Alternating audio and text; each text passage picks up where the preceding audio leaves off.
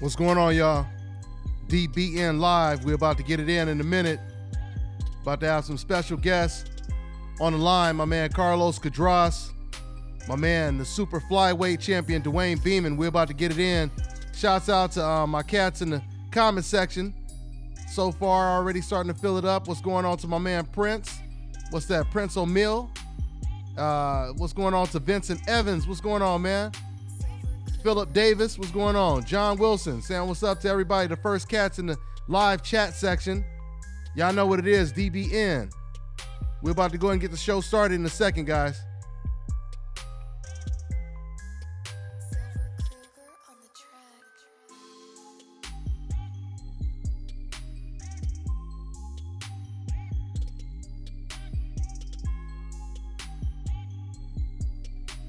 Yes, sir. What's going on, everybody? We're about to get this show started. Talk to Carlos Cadras and Dwayne Beeman, the super flyweight champion. We're about to get the show started in a minute. Waiting for them to go ahead and call in. I'm about to send them the information so they can go ahead and call in right now. Yes, sir. Yes, sir. That's what it is, y'all.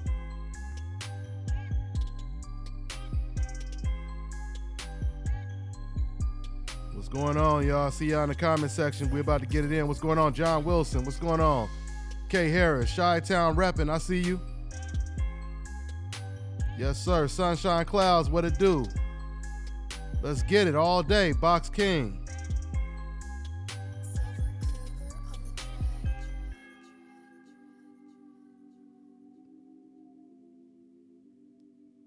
Yeah, we're about to get it started, guys, in a second.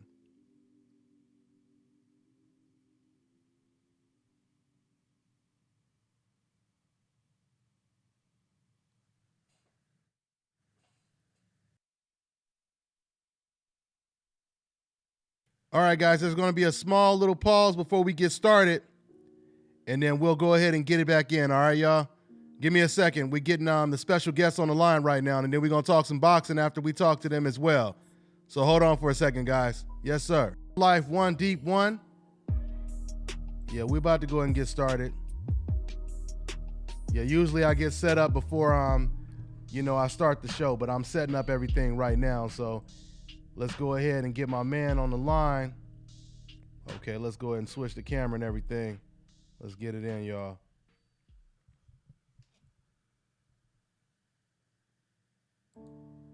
There we go.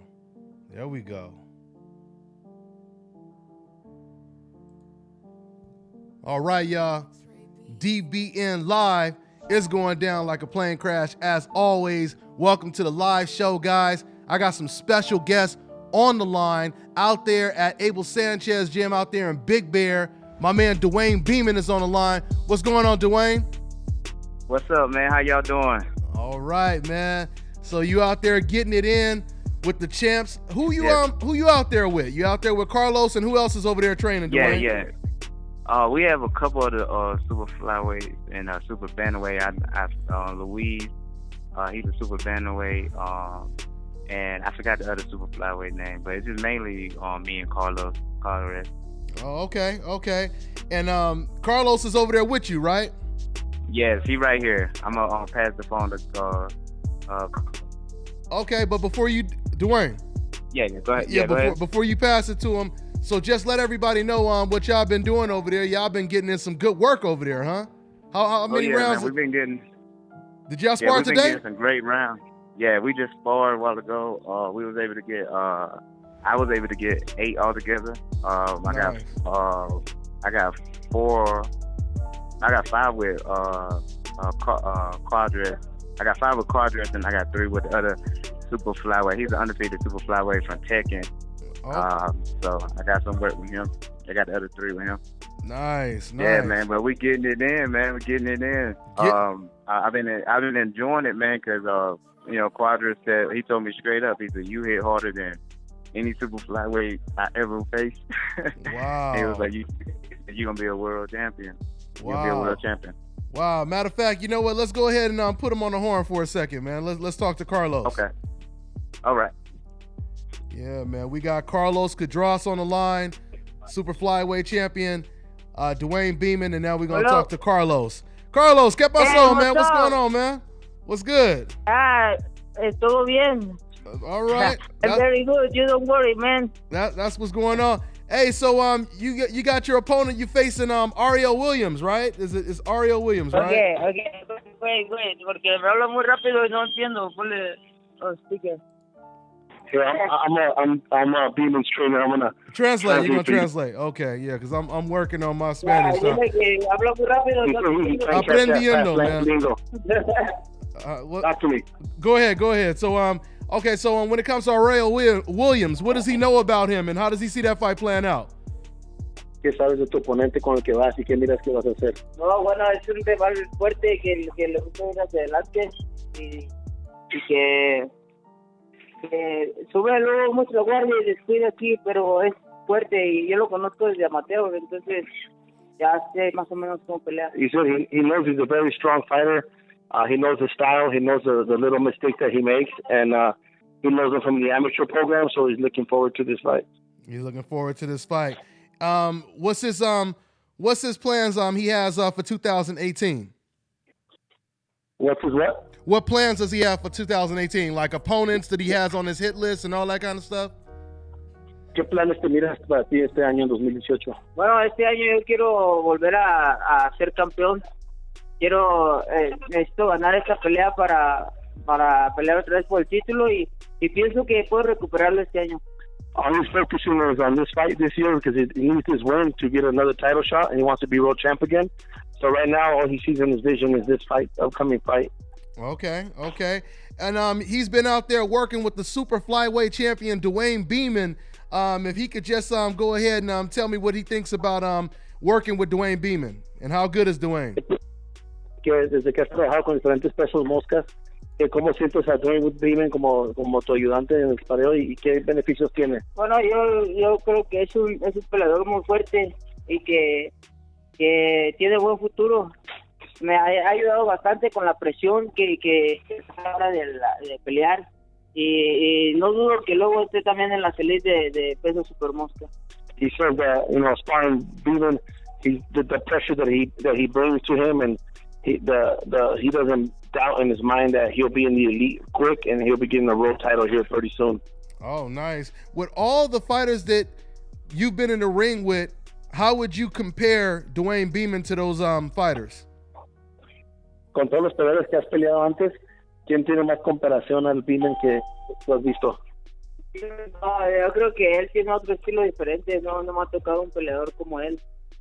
Cuando era como 8 rounds o 10 rounds, peleé con uno que se llama Armando Santos, que tiene un estilo muy parecido a Belmont, pero Santos ya no.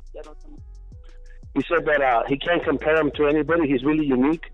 That he remembers one of his 8 or 10 round fights. He fought a young man named Armando Santos that had kind of a similar style, but he didn't keep going. But he doesn't wear like Santos did, Beeman. Mm-hmm. Absolutely. And I just want to get a prediction from Carlos. Since we have Canelo versus Golovkin, the rematch is official. How does that fight play out, and who wins that fight? ¿Qué opinión tienes tú de la pelea entre Triple G y Canelo? ¿Qué piensas que es tu predicamento de esa pelea? Bueno, va a ser una pelea igual, con mucha estrategia como la primera pelea, pero siento que alguno de los dos tiene que imponer mucho su estilo. Canelo me sorprendió porque la verdad yo pensé que Golovkin lo iba a noquear, aunque a mí se me hizo que la ganó la primera pelea Golovkin, pero yo pienso que la segunda pelea puede ser diferente y no sé, por una decisión gane Canelo. He said, this next fight, and this answer might be a little biased because he said that the first fight he thought that Triple G was going to knock out Canelo, and Canelo really surprised him on that first fight, and he sees the decision going either way. He doesn't really pick an opponent. I mean, anything can happen, he said. Okay. Hey, man, well, I don't want to hold you guys up. I want to thank you for your time. And is there anything else you want to say to the fans, man? Dice que gracias por tu tiempo y que si algo le quieres decir a tus fanáticos. Okay, que muchas gracias y que me sigan en todas las redes sociales, @cuadrasoficial. He said just thank you for the interview and we want to thank all his fans and just follow him at Cuadras Oficial. Cuadras Official. Okay. And thank you guys for the interview. Okay. Thank you, guys. Thanks. I'll talk to you guys later. Good luck on your fight February 24th. All right, guys? I will. Thank you. All right, guys. All right. So that was All right, Dante, you take care, man. Okay, hey Dwayne, real quick. You got a couple minutes, Dwayne? Yeah, I thought. You remember what we was talking about when you hit me up the other day, something you wanted to get off your chest. You want to go ahead and talk about that, man? Oh yeah, about these welterweights right now. Yeah. Oh well, all I can say is, man, like, and I can vouch, and you can, and anybody that watch Dante Boxing Nation faithfully know that I was against the whole Errol Spence hype. I didn't know. I was like, man, I don't know, man. I don't think.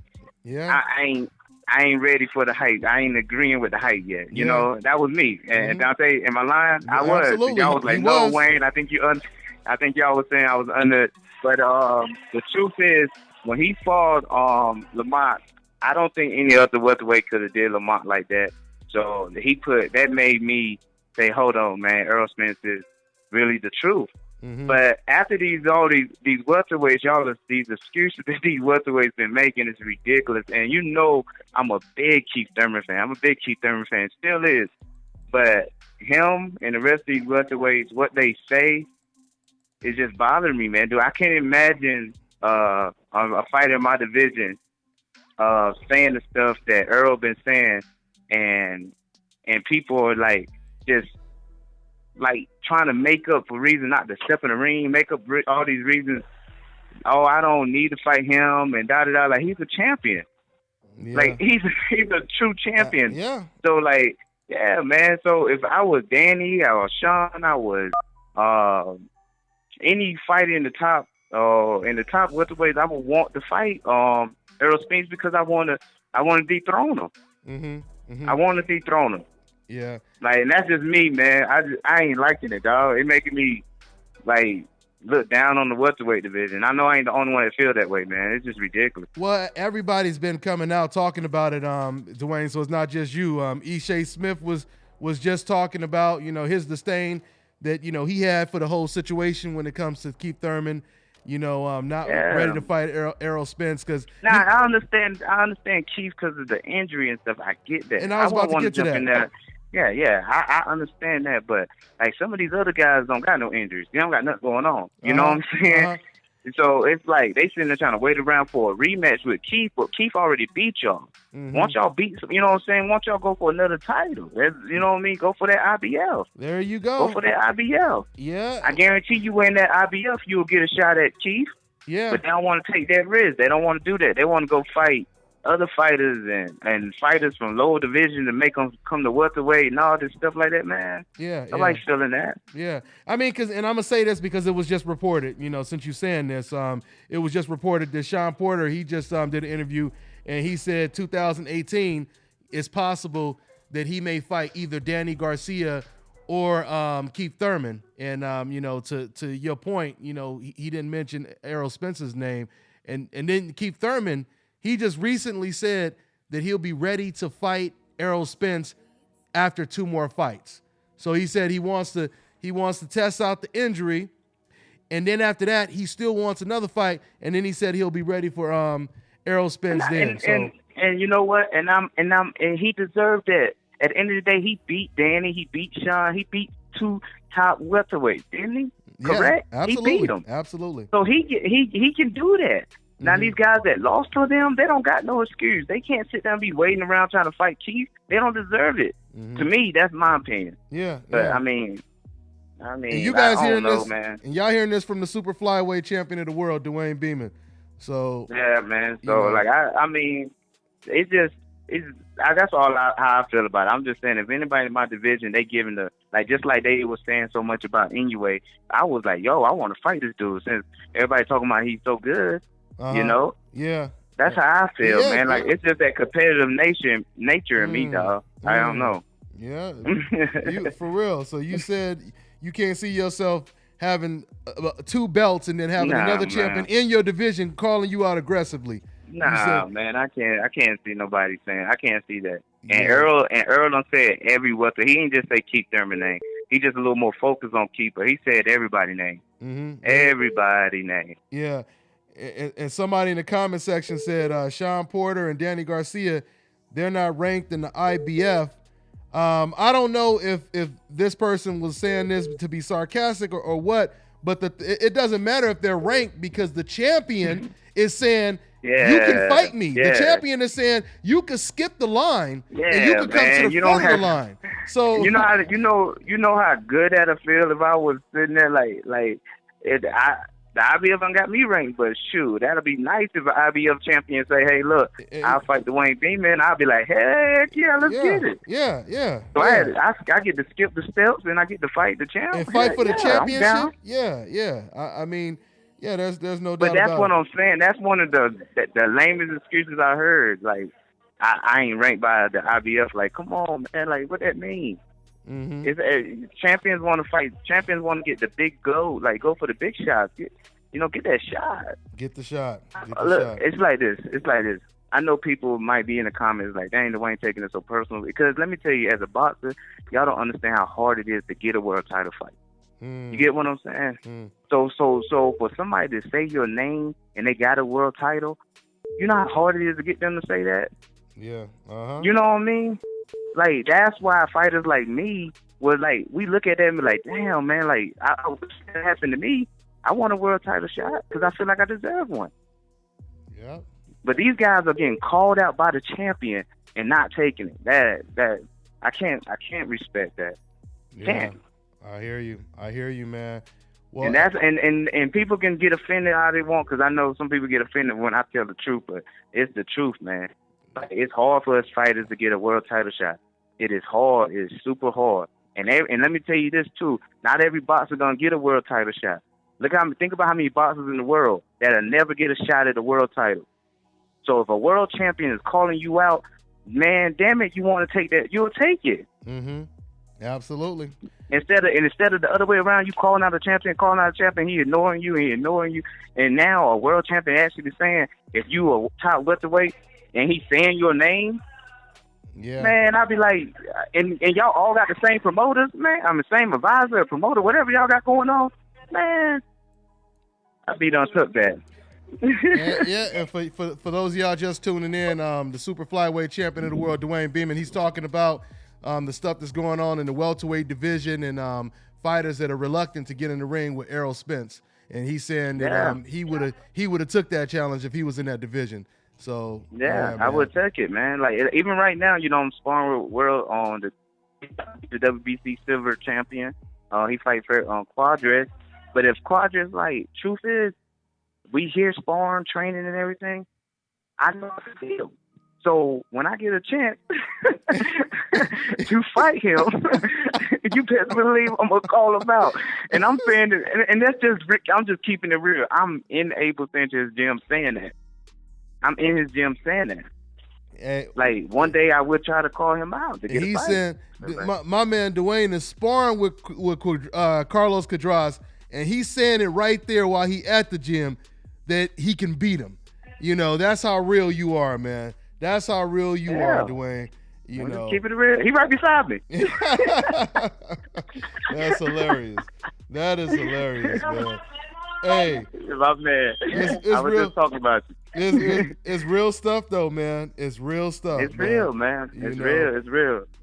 And that's why you're gonna be a superstar, Dwayne, because you the realest. Thank you. You the realest out there, and you got the skills to back up everything that you talk about, man. So.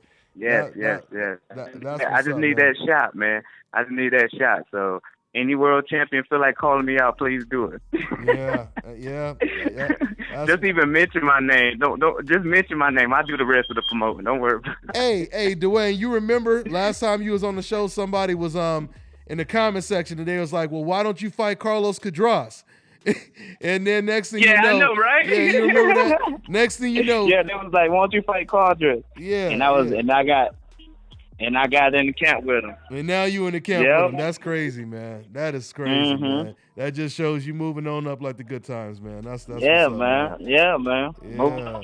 But he's the only guy I'm gonna spar, because like me sparring him, it already got around, man. When I went to Mexico and I went down there to fight, I went to a fight just at a show, all these Hispanic fighters and all these Hispanics were coming to me saying, "Hey, we heard of the sparring with Quadras," and they were saying, "We heard about the sparring with Quadras and all this," and so I was like, "Oh man, I ain't sparring another champion because I don't want nobody to be like, yo, how hard he hits," or make up these excuses and not get in the ring with me. Yeah. Absolutely, man. Nope, that's what it is. Hey, man, well, keep up the good work, family. And it was good stuff talking to you. I'll be out there. Thank you. I'll be out there in Big Bear with you soon. Hopefully you stay out there long enough so I can get out there, man. So no doubt, man. No doubt. Yeah. So all right, man. Take care. All right, brother. I'll talk to you later, man. And love Dante Boxing Nation fans. Love y'all. Continue supporting me, man. And I do. And I be answering all the DMs people be sending me and stuff. I appreciate it. All the love. Thank you. For sure. All right. Take care, man.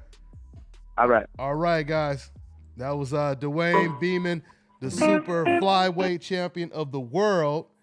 Let me go ahead. Now I wanted to talk about. Let me go ahead and see what's going on in the comment section. I haven't had time to really check out what's been going on in the comment section. Let me see. My man 401 Life. He said, "Tell Floyd to stay retired." Yeah, I seen somebody sent me some footage the other day of Floyd Mayweather training. I think I agree with what Errol Spence said. Errol Spence said, with Floyd Mayweather, he really, really loves the light. He loves that limelight. And I think that limelight, it may almost, I don't know, maybe it'll pull him out of retirement. But I'm with you, 401 Life. I think he should stay retired.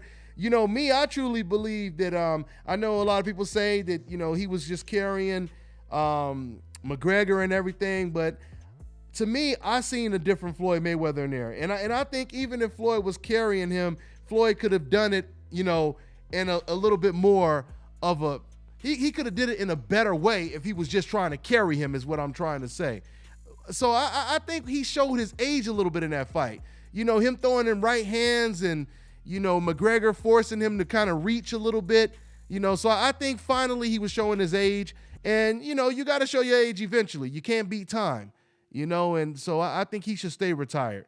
I mean, Floyd Mayweather is the only fighter I know to be as good as he is at that age.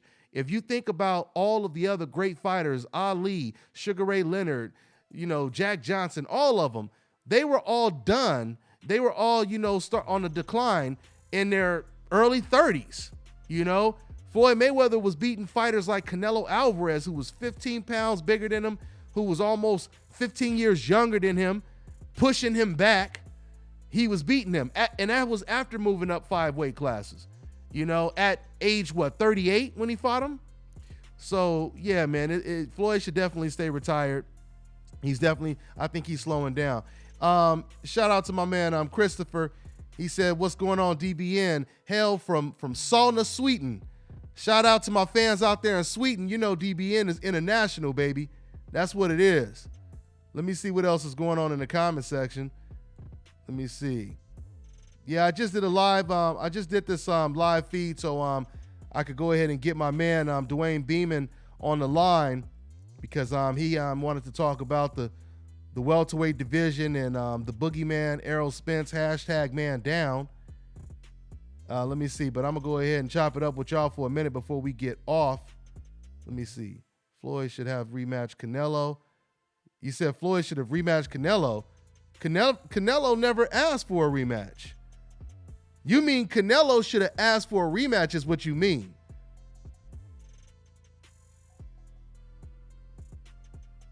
But see, the whole thing with Canelo though is, there's a lot of pressure for Canelo because you lose the first fight, everyone gives you this built-in excuse. Oh, he was too young. Oh, this and this, he was too young. Even though that excuse doesn't even add up. Because we know if the roles were reversed and Floyd Mayweather was 23 years old and Floyd was naturally at a higher weight class than Canelo, and Canelo was the one that was 38 years old, and Canelo had to move up in weight to fight a young 23-year-old Floyd Mayweather, who do you think would have been favored in that fight? Floyd would have been favored in that fight. In fact, they would have said Floyd is trying to take candy from a baby. They would have accused Floyd Mayweather of cherry picking if Floyd was in the same situation that Canelo was in. So that's how we know the excuse that Canelo was too young, it doesn't apply. You can't use that excuse. And Canelo understands that he understood that if he were to fight Floyd in a rematch and lose again, then the first excuse really goes out the window. So that was the pressure that was on Canelo. So Canelo didn't want that rematch. Canelo didn't want that rematch because Canelo knew he couldn't beat Floyd Mayweather. Canelo could have fought Floyd Mayweather 10 times. He would have not won. Okay? So that's just what it is. That's what it is. And if Floyd and Canelo were naturally the same weight and Floyd didn't move up 5 weight classes, Floyd might have stopped him. Can you imagine if Floyd was fighting Canelo, if they were both lightweights? If Floyd didn't move up 5 weight classes and he was, at his natural weight class like Golovkin is, it would be a whole different situation. He would have at least probably knocked him down or staggered him, if not knocked him out. So that's why Canelo never requested a rematch. Let me see. My man said B-Hop was still winning world champions at 49 years old. Absolutely. So I'm saying outside of him, outside of Bernard Hopkins, but see, something else with Bernard Hopkins is when people compare Floyd Mayweather to Bernard Hopkins, the difference is Bernard Hopkins cannot beat every style. That's the difference. They're fighters that Bernard Hopkins, he fought twice and still couldn't figure out the puzzle. Floyd Mayweather, he had a hard time with Castillo. He came back and beat him in a rematch easier. That's the difference. So while Hopkins was winning fights at 49, he couldn't beat everyone. Floyd Mayweather was beating fighters all the way to age 40, but he beat them all. See, and that right there is the difference. But no doubt about it, Bernard Hopkins is a great fighter, but he could not beat all the styles he was in the ring with. He lost to a lot of fighters, and he had a second chance. It's okay to lose to a fighter once, but if you can't come back and fix the problem from the first fight, then that means you're not on the level of a Floyd Mayweather, because Floyd Mayweather is the master at adjusting. Mayweather has a better boxing IQ than B-Hop. True that. Yeah, okay, he's responding to what I just said right now. Yeah, so I'm just looking at the comment section before I go ahead and wrap this up. Once again, man, I want to thank everybody for tuning in. I want to thank everyone for copping this fresh fly gear. You see this DBN New Media shirt? We got all these shirts for sale. I want to thank everyone who actually bought the shirts, man. I was surprised how many people actually bought the shirt, especially since the website hasn't even dropped, and I've just been selling them on my email, straight through my email account, So if you guys want to go ahead and cop the shirts, if you want to donate, if you want to show love in the super chat section, if you like what we're doing over here and you want more live streams, you want more content, or you appreciate it, you can always donate, or you can show your love by copping one of these fresh fly DBN hats, shirts, and let's keep it pushing, y'all. You can, like I said, you can email me if you want to buy some of this gear for now. You can email me at DantesBoxingNation@gmail.com. That's what it is. So just go ahead and shoot me your size. Shoot me your size and the color of the shirt you want, and we'll get them out. All right. The shirts from small to extra large are 25 or $20, and then the double X's to triple X's they're 25, and then the triple or the 3X, the 4X, the 5X. We got all that, man. We got all that. So yeah, so just go ahead and email me. Yes, sir. I definitely know Mark Breland, one of the greatest amateur fighters ever. Yeah, let me see. I'm looking at the comment section right now. See, Floyd and Manny should have gave Thurman, Brooke, Porter chance. Floyd stayed away. Okay, so this dude said Floyd Mayweather, he stayed away from Thurman. Now, what I want to ask you is, who are you comparing Floyd Mayweather to? Are you suggesting somebody right now that beat better competition than Floyd Mayweather did? And they fought all the way to age 38? Because the thing is, if you compare Floyd Mayweather, if you compare Floyd Mayweather to Thurman, since you brought up Thurman, Brook, Porter, if you comparing Floyd Mayweather to those fighters, then would you say to me that Thurman is going to fight better competition, and beat them all by the time he's age 38? And will he still be facing the type of competition that Floyd Mayweather fought at age 38? Rhetorical questions. I mean, you can't compare what Floyd Mayweather has did, in his 40 years to what Thurman is trying to do right now. Because we don't even know if Thurman is even going to be here at age 32. We don't even know if he's still going to be fighting. So you can't compare what Floyd Mayweather has done. Yeah, let me see here. I'm reading the comments right now.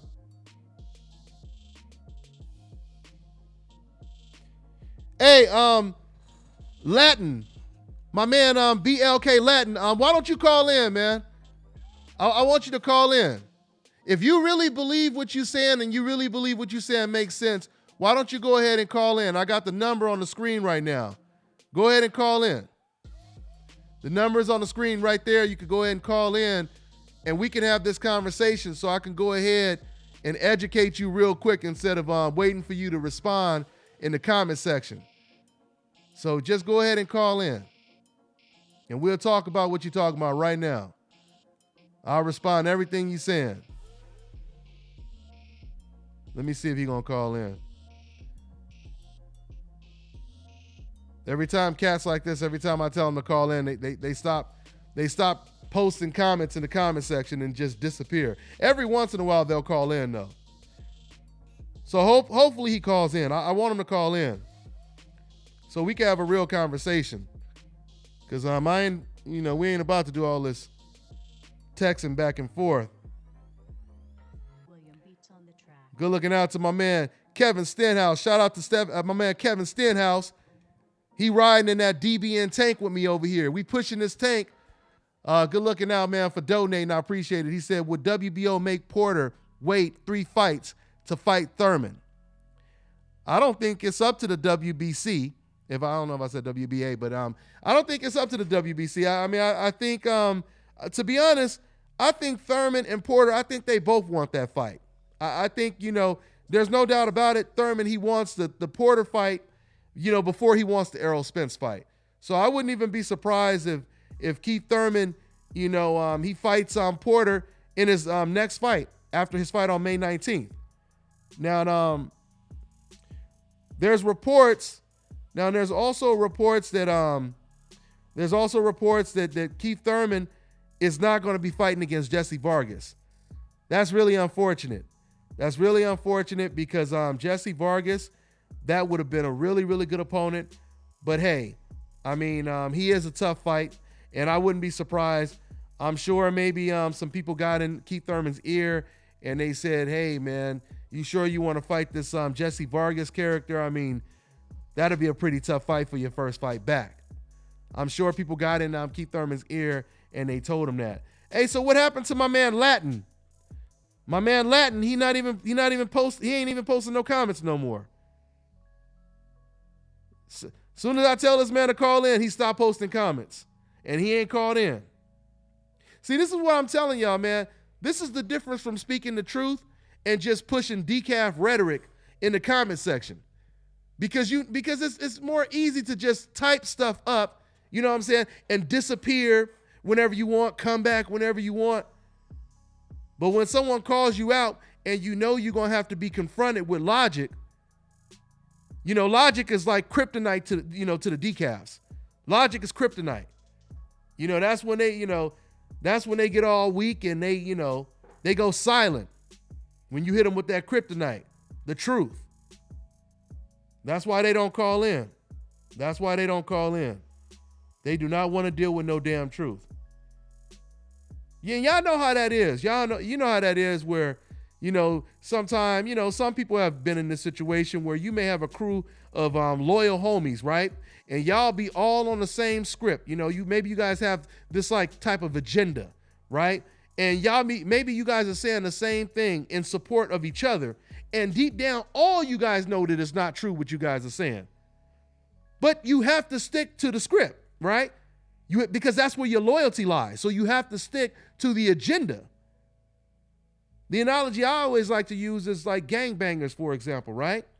If you're part of a gang and you know that, one of your fellow gang members, he just went out and shot up a whole family at a funeral and he did all this stuff, you ain't gonna say, hey, man, that was wrong, man. I mean, I know we representing, the crew and the clique and all, but that was wrong. You ain't gonna say that. You're gonna be loyal to whatever your gang members do, regardless if it's right or wrong. So that's what these decafs, they do a lot. They stick to the script, but then when they're confronted with logic, that's when they back up. And that's when they have nothing to say. Okay, so what else is going on over here in the comment section? All day. All I Publishing. Is that my boy Corey right there? What's going on, Corey? If that's my boy right there, that's the man right there. He be supplying me a lot of my beats, man. If that's my man Corey right there. Yeah, man. Y'all check out my man All I Publishing, man. That's what it is, y'all. That's what it is. We in the building, y'all. Dante's Boxing Nation live. Hashtag Decaf Busters. Who you gonna call? Decaf Busters. Dante's Boxing Nation. Hashtag DBN. Hashtag Dante's Muscle Nation. If you guys are into fitness, you guys into that kind of stuff, you can follow my second Instagram, Dante's Muscle Nation. You can even follow my boxing Instagram, Dante's Boxing Nation as well. Yeah, man. And even though I haven't dropped a video on my second channel, in about a week or so, go ahead and subscribe to Dante's News Nation. We're going to have some real good content on there, guys, for all the trending topics, all the, the breaking news stories, all that kind of stuff, man. I'm going to give you guys some real deep intel on all that stuff, man. Yes, sir. What else is going on over here? Crawford and Errol will clean up 47. No doubt about that. They will most likely be the two last men standing. And I really do think, here, let me see this dude. Hey, my man Latin. Now he's saying why. He said, how does calling in change anything? Well, let me tell you this, bro. I want you to call in. So instead of you having to type stuff back and forth, we could turn like a 10-minute conversation in the text area. We could turn that into like a 1-minute conversation. And you ask, how does it change things? The way it changes things is because when I hit you with logic, you don't have time to go back and forth and think about what you're going to type. You're going to have to come back with a natural response. And we're going to see what makes sense and what doesn't make sense. So stop making excuses and just call in. See, this is what I'm saying, man. They don't want to call in. They don't want to call in because they don't want to deal with the truth. They don't want to deal with the truth.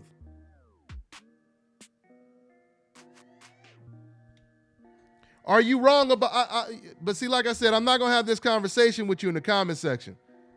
If you call in, I'll go ahead and break it down to you. Of course you're wrong. Of course you're wrong. Of course you logically not making any sense at all. And that's why you won't call in, because you know you're wrong. And you're so afraid that you're going to get embarrassed if you call in, because you know I'm going to say something that makes sense. So let me see. I like I said, man, because I know for a fact, if I was watching someone faithfully, right? Let's say I'm watching Jim Lampley, and he has a call-in number. And Jim Lampley is sitting over here and he's saying all the stuff he says, Al Heyman is destroying the sport and Floyd is boring. All he does is run, and, we can't wait until he retires, and, he has no power, and et cetera, et cetera, et cetera. He's saying all of this stuff, and then he said, and if you want to prove me wrong, if you think you can prove me wrong, will you call in? You think I ain't going to call in? You think I ain't going to call in? And if I'm watching the shit, right? I'm sitting there watching it.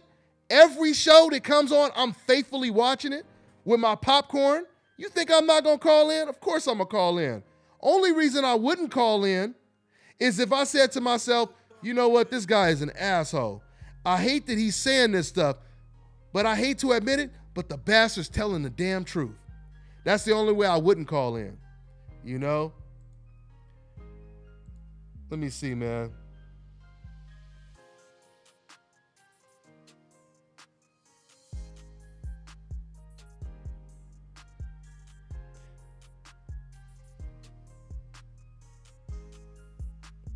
I'm scrolling through the comments right now, and they're going pretty quick right now. He said, let me see. Okay, he said he gonna call in. Because if he go ahead and call in, we can have a conversation. And like I said, look, man, don't be afraid to call in, because, you know, we not on no emotionally attached decaf stuff. Ain't gonna be no gang banging on the phone. All we gonna do is have a respectful conversation. You gonna speak your piece, and I'm gonna speak my piece. Okay, I think we got him to call in. Let me go ahead and see if this is my man right here. Okay, what's going on? What's your name? Where you calling from? Hey, what's up, Dante? This is Anthony calling up out of Alabama.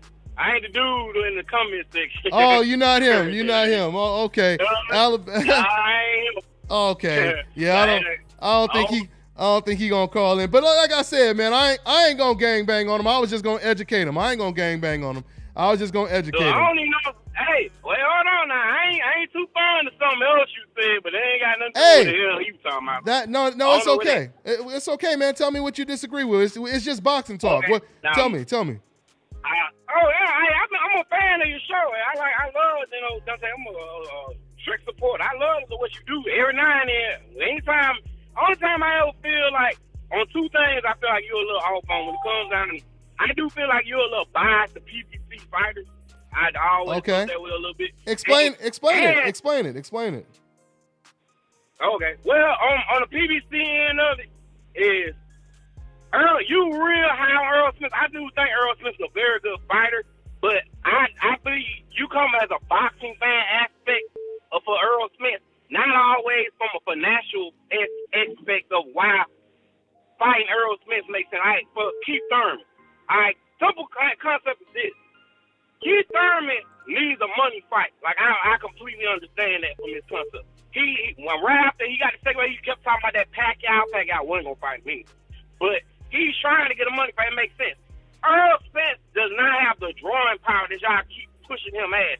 Errol Spence is from the state of Texas. Texas is a high-quality boxing, market. Without a shadow of a doubt. Okay, hold on, because I want to... I'm going to let you... fighting in New Jersey. No, keep that thought. I mean, but because I want to go ahead and make sure I respond to everything you're saying before you kind of, throw too much at me. So when we talk about being biased, towards Errol Spence, if it was me being biased, then it would only be me saying these things. But you do notice that you notice that all the professional boxers, the trainers, you notice that all of them are saying the same things about Errol Spence. You notice, like, I can go all the way back to when I interviewed Freddie Roach, like 2 years ago, before the Pacquiao Mayweather fight. I asked him when no one knew who Errol Spence was. I said, who do you see as, the torch being passed to when Manny Pacquiao and Floyd Mayweather are gone? He said that guy from Texas. And I was like, who you talking about? He said, Errol Spence. This is when no one knew who he was, right?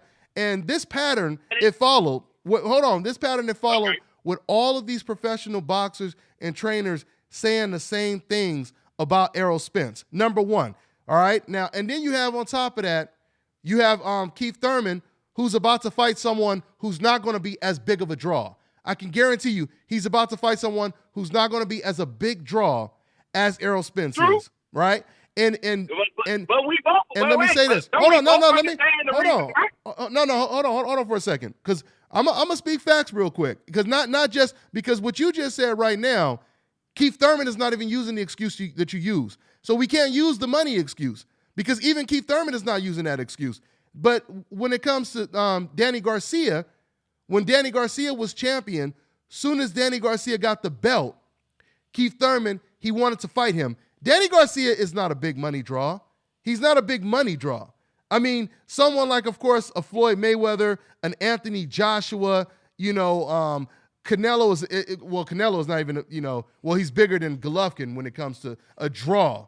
But what I'm saying is Keith Thurman, if you look at the 30-plus opponents that he fought, how many of those opponents were draws out of the 30 that he fought? But all right, now let me answer what you're saying.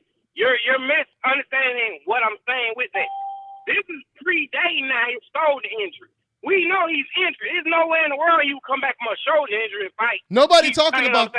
But nobody's talking about it. No one's talking about after the injury, though. Go ahead. But wait, that's the aspect of what you're putting it as in why he's not fighting him. I didn't say anything about the injury. I ain't said nothing about the injury. But I understand, but no, I'm not saying that's the reason why. I'm not saying you saying it. I'm just saying that's why it's not now. I'm saying from this why he's not fighting.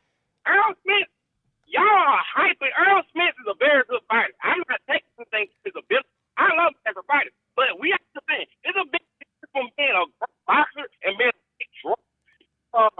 There's no let's say Andre Ward. Andre Ward is a great fighter. He's not a big draw. He's not a level of the pay-per-view star he was, but it doesn't take away from his value. He's not Roy Jones. That wasn't him. Yeah, I mean, that's the truth. That's why I have. Hey, but bro, what did I say? He's saying he's a great fighter. He's not saying the same thing as in, okay, he has that market value. He can't enjoy it. I don't believe he can enjoy it in Texas. Hell, they haven't put him in. And this is something Floyd Mayweather said. Floyd Mayweather said this out of his own mouth. Why all these fighters keep fighting in New York? They don't even fight in their own markets. They're not building stars. And it's clear to see this is that everybody's fighting in the same market. They're not even fighting in Vegas.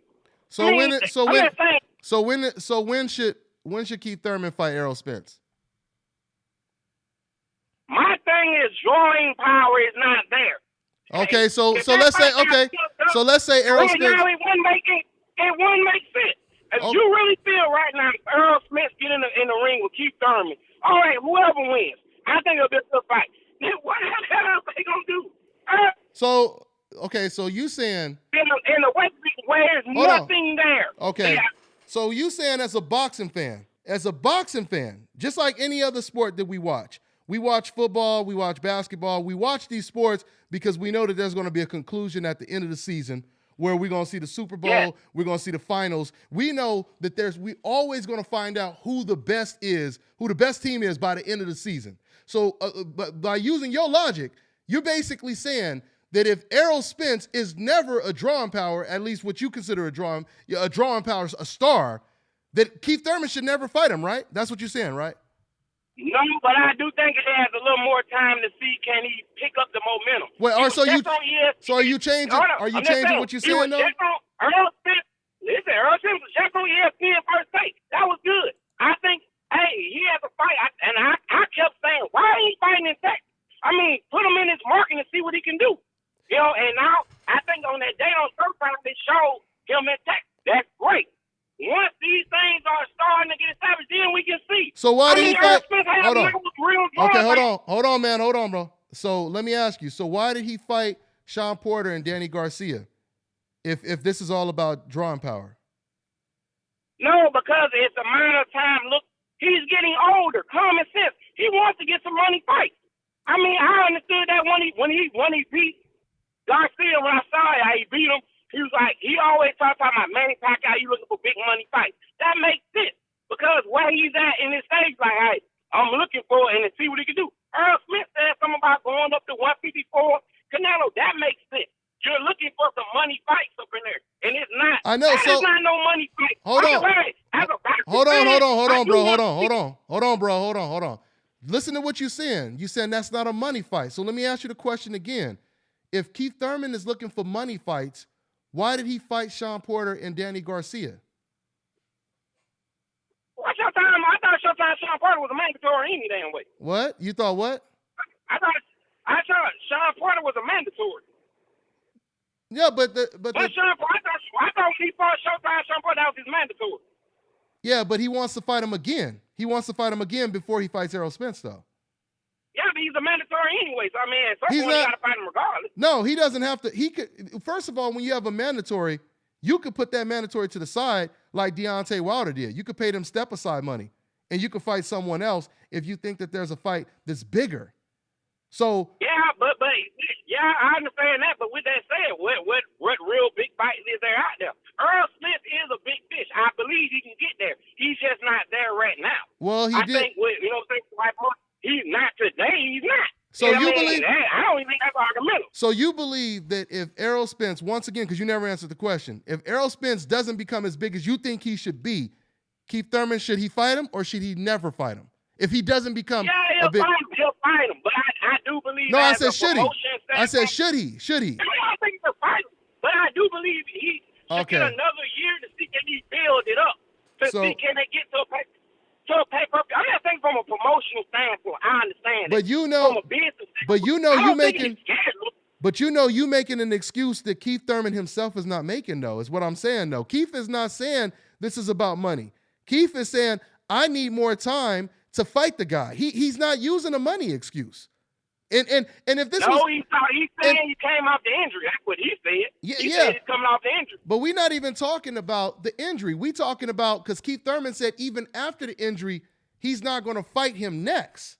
So my question is, you feel like one fight in the injury, he'll be ready? You feel like you would take on the best fighter in the division after one fight and injury? Listen to what you just said. So you just admitted this. You just said he's the best in the division.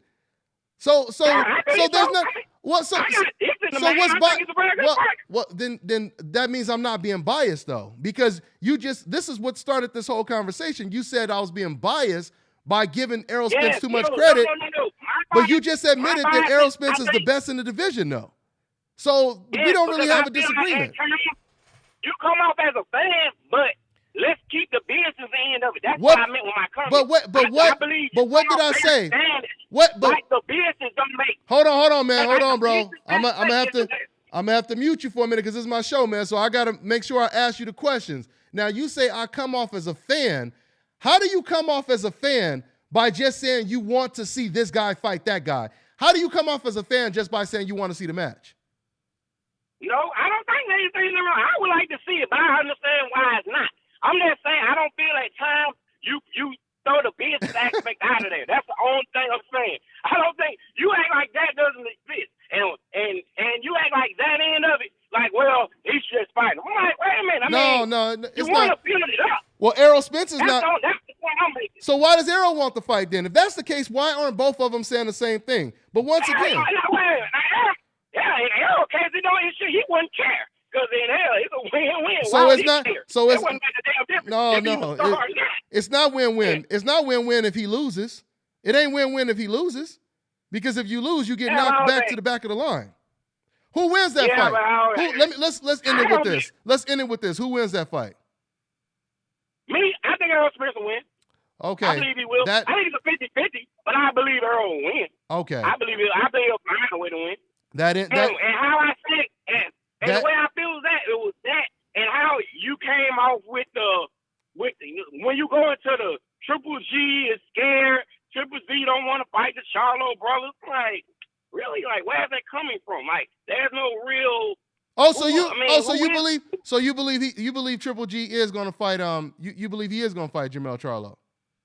I don't think he cares about Jermell Charlo one way or another. I don't think Jermell Charlo is any. Or Jamal. Excuse me, Jamal.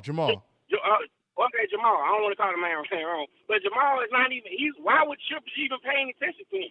Who is he? He fought a one-legged fighter. He done fought one fight at 160 of a one-legged man. Okay, so what? I ain't gonna lie. I was about to end the conversation, but you pulled me in. Now you're talking about Golovkin, so you done got a couple more minutes on the line with me. But let me just say this. Let me ask you this. So let me say this. Hold on. Let me ask you something real quick.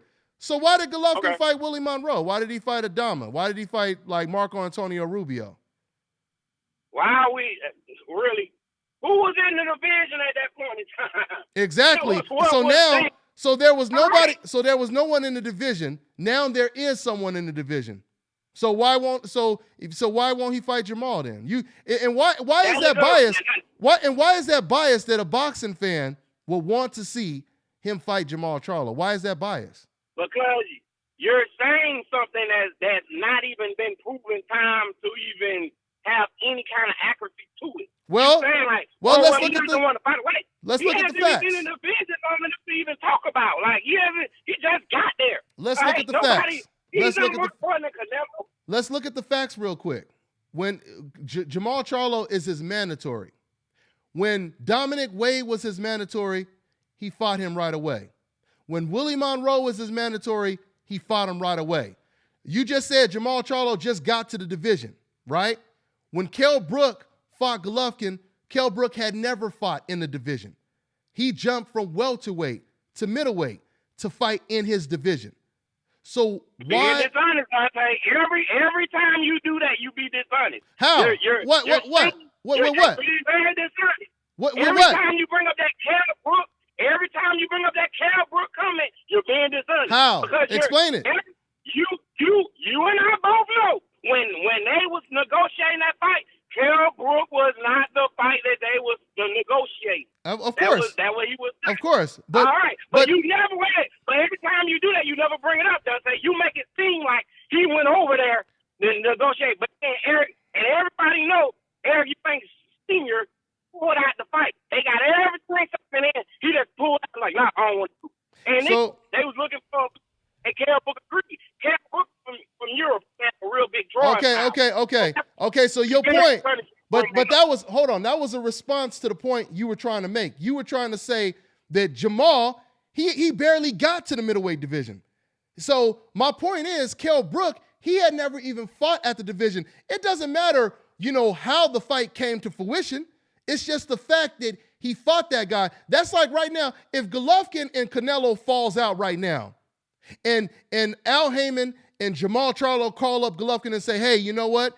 We'll take his place. They're not going to take that fight.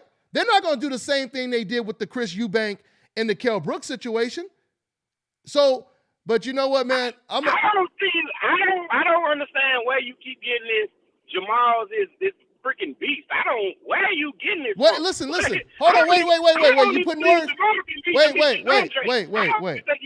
Wait, hold on. I don't get this where he's a beast from. Look, you creating your own narrative right now because nobody talked about how good he is. What we saying is we want to see the fight. I could tell you right now, I could say Golovkin beats him. I think he's going to beat him, but that don't mean I don't want to see the fight. I thought Golovkin was going to beat Curtis Stevens. I still wanted to see the fight. I picked Golovkin going into the Curtis Stevens fight, but I still wanted to see Who it. do you believe win? Okay, that's how I get it. Who do you believe gonna win that fight? Oh, Jamal. I think Jamal Charlo wins that fight. I think he may even. How I know you feel that way is how you keep throwing it. The Golovkin don't want to fight. That dude is not even. It's not. No. All right, man. Man. I'm gonna go ahead and let you go, man. I got to get to another call, man. But you could definitely call in, man, because you keep the dialogue fresh, man. So I appreciate it. All right, Alabama? Any number, love. Oh, no doubt. Call in again, man. All right, take care, man. All right, so that was Alabama right there. Now, I ain't gonna lie, man. I was about to go ahead and end it and everything, and he woke me up wide. I was falling asleep over here for a minute, and now I'm wide awake, So before I take another call, let me go ahead and see what's going on in the comment section. I know y'all was filling up the comment section telling me to hang up. Okay. Let me go ahead and talk to this dude, right? My man Latin. Let me go ahead and talk to him real quick. Hold on for a second. Let me see here. All right, Latin, I'm about to go ahead and put you on right now. Let me see. Hold on one second. There we go. All right. We're going to take another call right now. This is getting pretty fun, so let's go and take another call.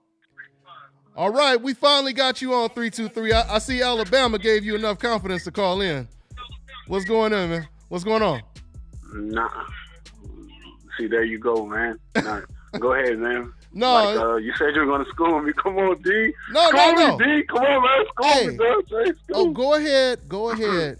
And tell me what you left off. I'm going to tell you what I said. Okay. No. Tell me what? No, yeah, go ahead. Tell me what you said. Go ahead. No. Okay. All right. I said Manny Pacquiao and Floyd Mayweather. I guess this makes me decaf, right? This makes me decaf, Let's see. I'm about to tell you. I ain't a real black man now, right? I ain't a black. I ain't no. You said I wasn't a decaf. A decaf? Like, I don't know my shit. We're about to find out if you're a decaf. We're about to find out right now. A black. Look.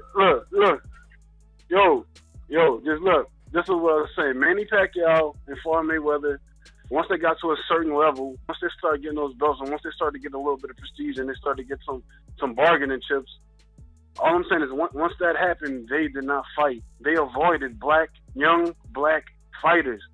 They avoided the young black athletic fighters. Tell me I'm lying. I didn't just say Floyd. You lying? I'm not a Floyd hater. I'm a Floyd fan. I'm a Floyd fan. It don't matter. It don't matter if you're a fan. You don't have to. But I'm not. But I'm not. I'm not gonna sit here and create a fake narrative for him just to. Like, I'm not gonna. Okay, hold on. Yeah, let me respond to what you said. Let me respond to what you said first with the Floyd Mayweather. Name some black fighters. Some young black fighters. Before we even get to the black fighters. Hold on. I said Manny too. I know that, but first we're gonna talk about what you said first, and then we'll get to the black fighters. We're gonna talk about Manny Pacquiao Mayweather, when the fight happened, and why it took so long for the fight to happen. Let me tell you why you dead wrong. First of all, because first of all, Floyd Mayweather. Who said anything about Manny and Floyd? You talked. That's what you first said. You talked about them building up the fight. No, I didn't you talked about them building up the fight before they fought. You was talking about how long it took for them to fight. That's what you said at first, and then you start talking about black fighters. No, that was somebody else, yo. That's what you just said. You gotta scroll up, homie. I didn't say that, bro. I'm talking about what you just said right now. I said they both. Nah. Okay, listen. I said they both avoided black fighters once they got to a certain point. When they got to a certain level, they were not fucking with black athletic slick fighters in their prime. Okay. Like Kell Brook, Floyd Mayweather, Thurman, like that. Floyd Mayweather, he fought Shane Mosley when Shane Mosley was considered number one, the best welterweight in the world. When Jim Lampley was saying, let's see if Floyd Mayweather will fight him. This is at the time when Floyd Mayweather, when he got on the radio with I think it was R.A. Rugged Man, and that video went viral where R.A. Rugged Man was like, okay, I understand you're not fighting Manny Pacquiao, but why won't you fight Shane? Why won't you fight Shane Mosley? Shane Mosley, and then the other dudes in the studio, they was like, that's the fight I want to see, right? 3 months later, that fight was announced, and Floyd Mayweather ended up fighting him. He dominated him. Not only that, but Floyd Mayweather, when he was all the way back to when he was a lightweight, he was calling out the best black fighters. When Joel Casamayor was undefeated, he was calling him out. He was called, and other fighters that weren't black that were the best fighters. Costa Tszyu, Popo Freitas, Acelino Freitas, Nassim Hamed. He was calling out all of these guys when he was, back then, right? So the best fighter that he fought. But that's my point. What's your point? That's my point. What is your point? I thought you said he didn't fight black fighters, though. Once they got to the level, no, that's not. I said once they got to a certain level, they both avoided young, prime athletic fighters. Floyd Mayweather. Keith Thurman is not going to fight Manny Pacquiao. If Manny Pacquiao fights for the next 10 years, he's not going to fight Keith Thurman. He's not going to fight any of those guys. And neither did Floyd. So who? Why did Floyd decide? So who are you comparing Floyd Mayweather to when you talk about him fight the best fighters that he fought? Who are you comparing him to? Who are you saying beat better competition than Floyd Mayweather?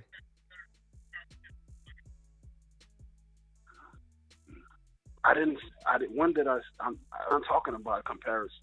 No, we are talking about a comparison, because if I tell you that there's a certain fighter who's not fighting this guy or that guy. So you're creating a whole other narrative.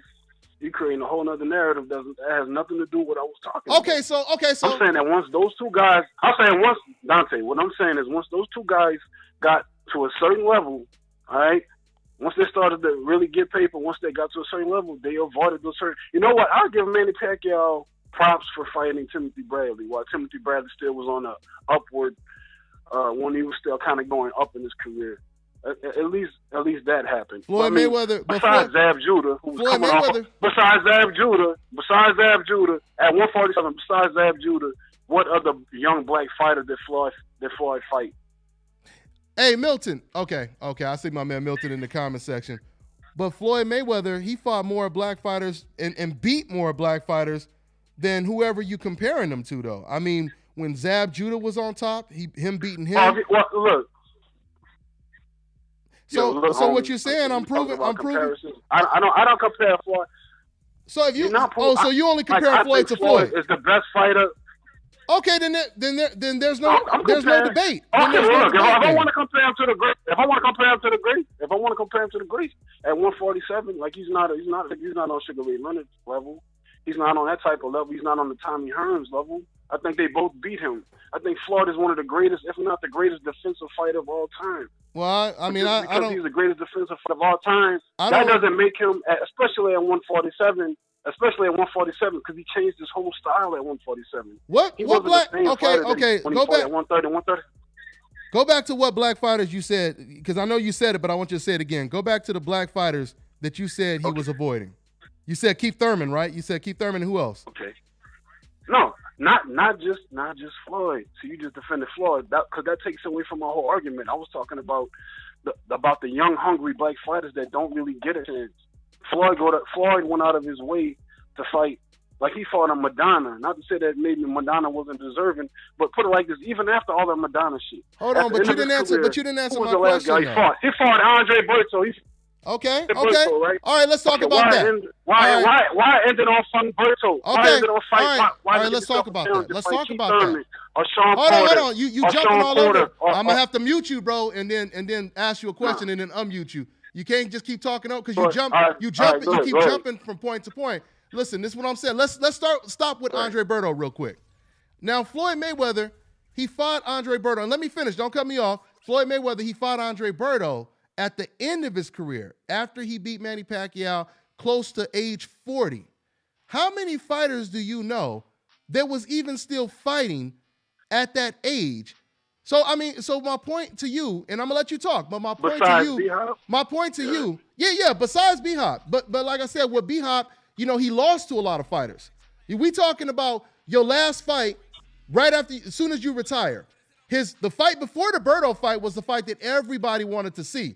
So it wouldn't matter if he would have fought an Uber driver at that point. If you already won the race, it don't matter if you keep running around the track, just jogging, and people run past you because you already won the race. He already finished in first place. Right. Is my point.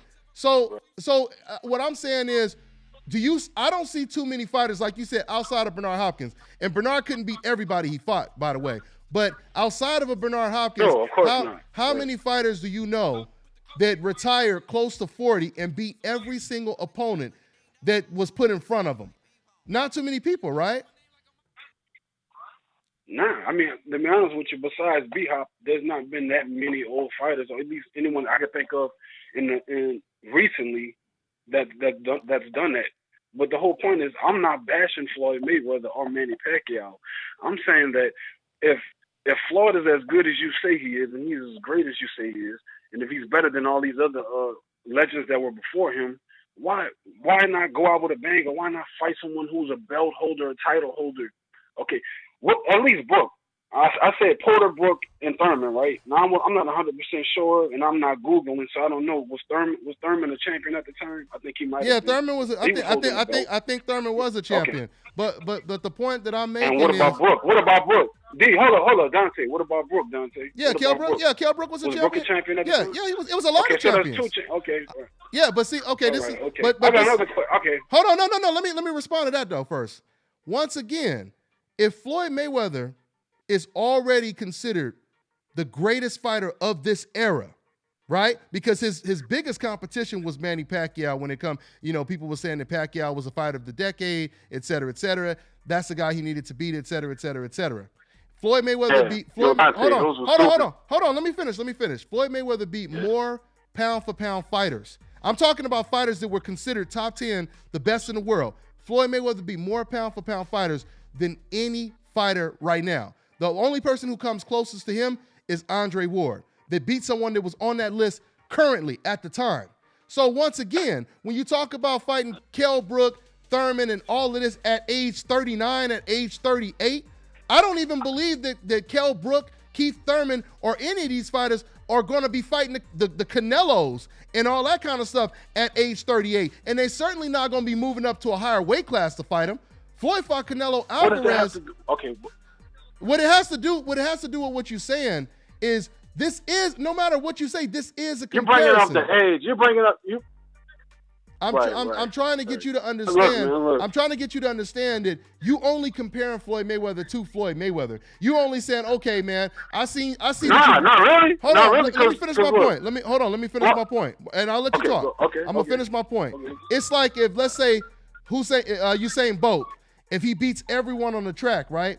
And then you say, yeah, but look at his time, though. Can he beat that time? Because that wasn't the best time in the world. So he beat everybody on the track, but can he get a faster time than that? You know, because with Floyd Mayweather, like you said, if you're not comparing Floyd to anyone, because we know Sugar Ray Leonard and Hearns and all them, we know their careers were done pretty much in their early 30s. We know they weren't moving up to higher weight classes at age 38 and beating young, undefeated, hold up. But see, you're going on that tangent. But see, what you're starting to do is you're starting to throw a little bit of salt on the Durans and on the Hearns and on the Sugar Ray Leonard. I'm responding to what you said. But check this out, though. Okay, peep this, homie. But look, check this out, bro. But check this out. Those guys were fighting each other in their primes when they were young.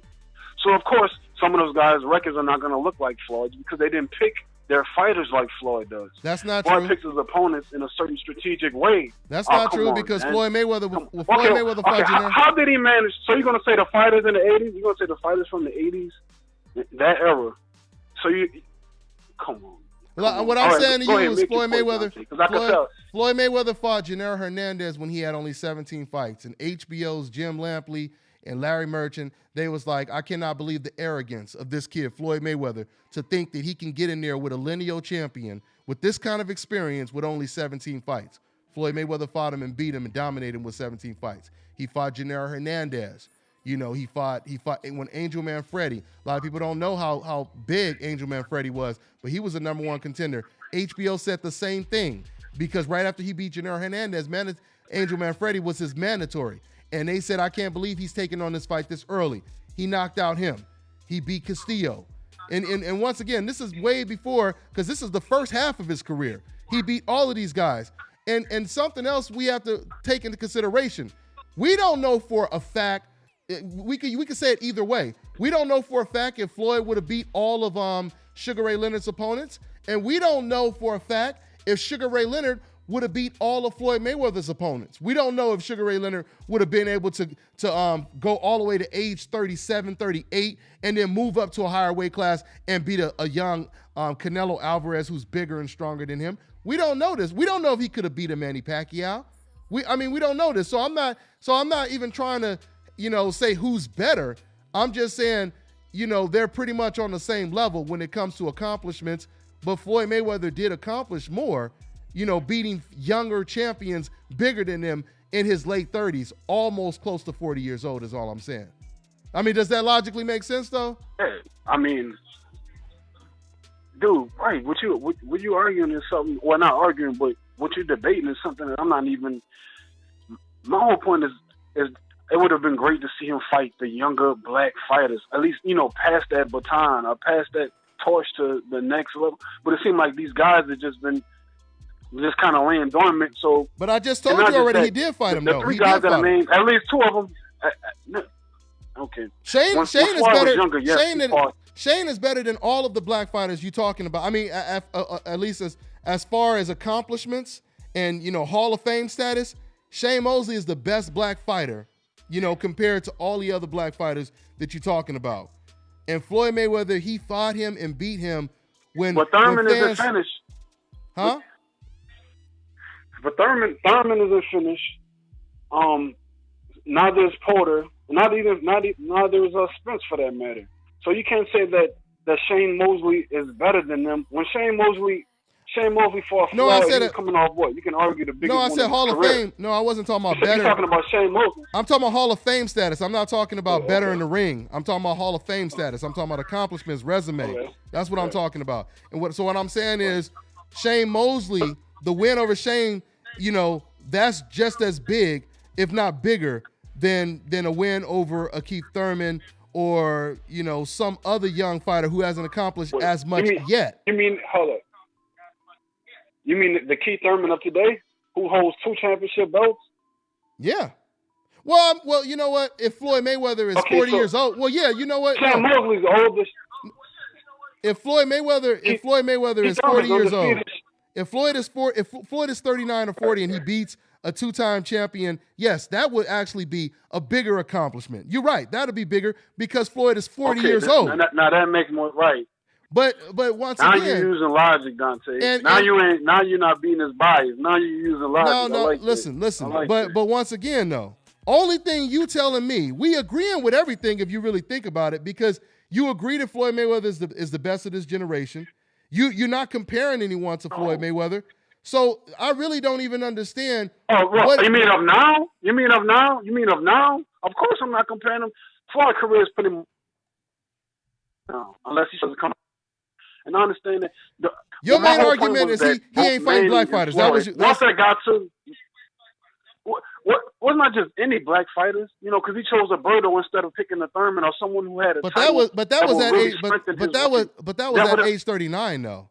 But that was at age 39 though. I mean. Okay, so you're using the age excuse. So he should retire then, right? Huh? Or he should fight exhibition fights, right? No, so he had a contract. So he should retire since he's 39. He had a contract. Since he's 39 and he can't fight Keith Thurman. He had a contract. Okay, well, that's not within his contract. Isn't Keith Thurman a PBC fighter? Or isn't he under isn't he under Heyman's thumb? Let me go ahead. Let me respond to you. Let me respond to you. He could have fought anybody. He could have fought Errol Spence. He could have moved up to super middleweight. I mean, he could have fought Golovkin. He could have fought anyone. But my point is, if he's already finished in first place when it comes to this generation of boxers, if he's already considered the greatest fighter of this era right here, why does it matter who he fights then? Because who is he being compared to? He's not trying to. He's not, because it's not like there's 5 other fighters that came right before him at age 38 and they finished their career fighting the Errol Spence or fighting this guy. So once again, if we're not comparing him to anyone, why does it matter who he fights if he's already fought more pound-for-pound champions than any other fighter is all I'm saying. We comparing Floyd to Floyd. That's all I'm saying. Okay.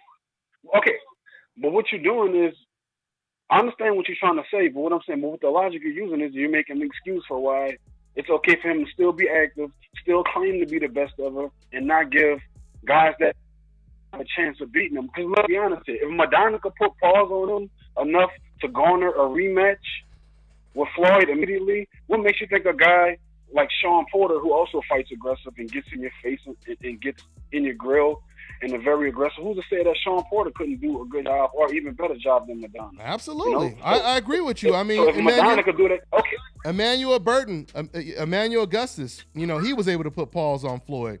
I mean, Sean Bay Mitchell put pause on Floyd. So you're right. Anybody could put pause on him. I'm not saying that they couldn't, and I'm not saying those wouldn't be tough fights. What I'm saying is we're comparing Floyd Mayweather to Floyd Mayweather because no other fighter has accomplished what Floyd Mayweather has accomplished. No other fighter was beating competition like Pacquiao and Canelo in their late 40s. Like I said, outside of a Bernard Hopkins, and I don't even know if Bernard Hopkins could have beat the greatest fighter of his era. And so we really don't have a debate. Then I mean, we kind of agree. He did. No. But I said that I agree. Even in the chat room, I said I agree with what you're saying. But what I'm saying is, just because he's the greatest of his time, that doesn't affect that he ducked. And so did Manny Pacquiao. They ducked those young black fighters that actually could possibly beat them. Don't tell me that a flat-footed Mexican could put pause on Floyd, but a Thurman or a Brook or a Porter can't. It's obvious that he chose to fight those flat-footed Latin fighters because those are going to be easier fights for him. He knows the formula to beat them. Manny They're Pacquiao, not that athletic at all. Manny Pacquiao, right. Shane Mosley, Zab Judah, they were not flat-footed. They weren't flat-footed. So it wasn't just flat-footed Mexican fighters he was fighting.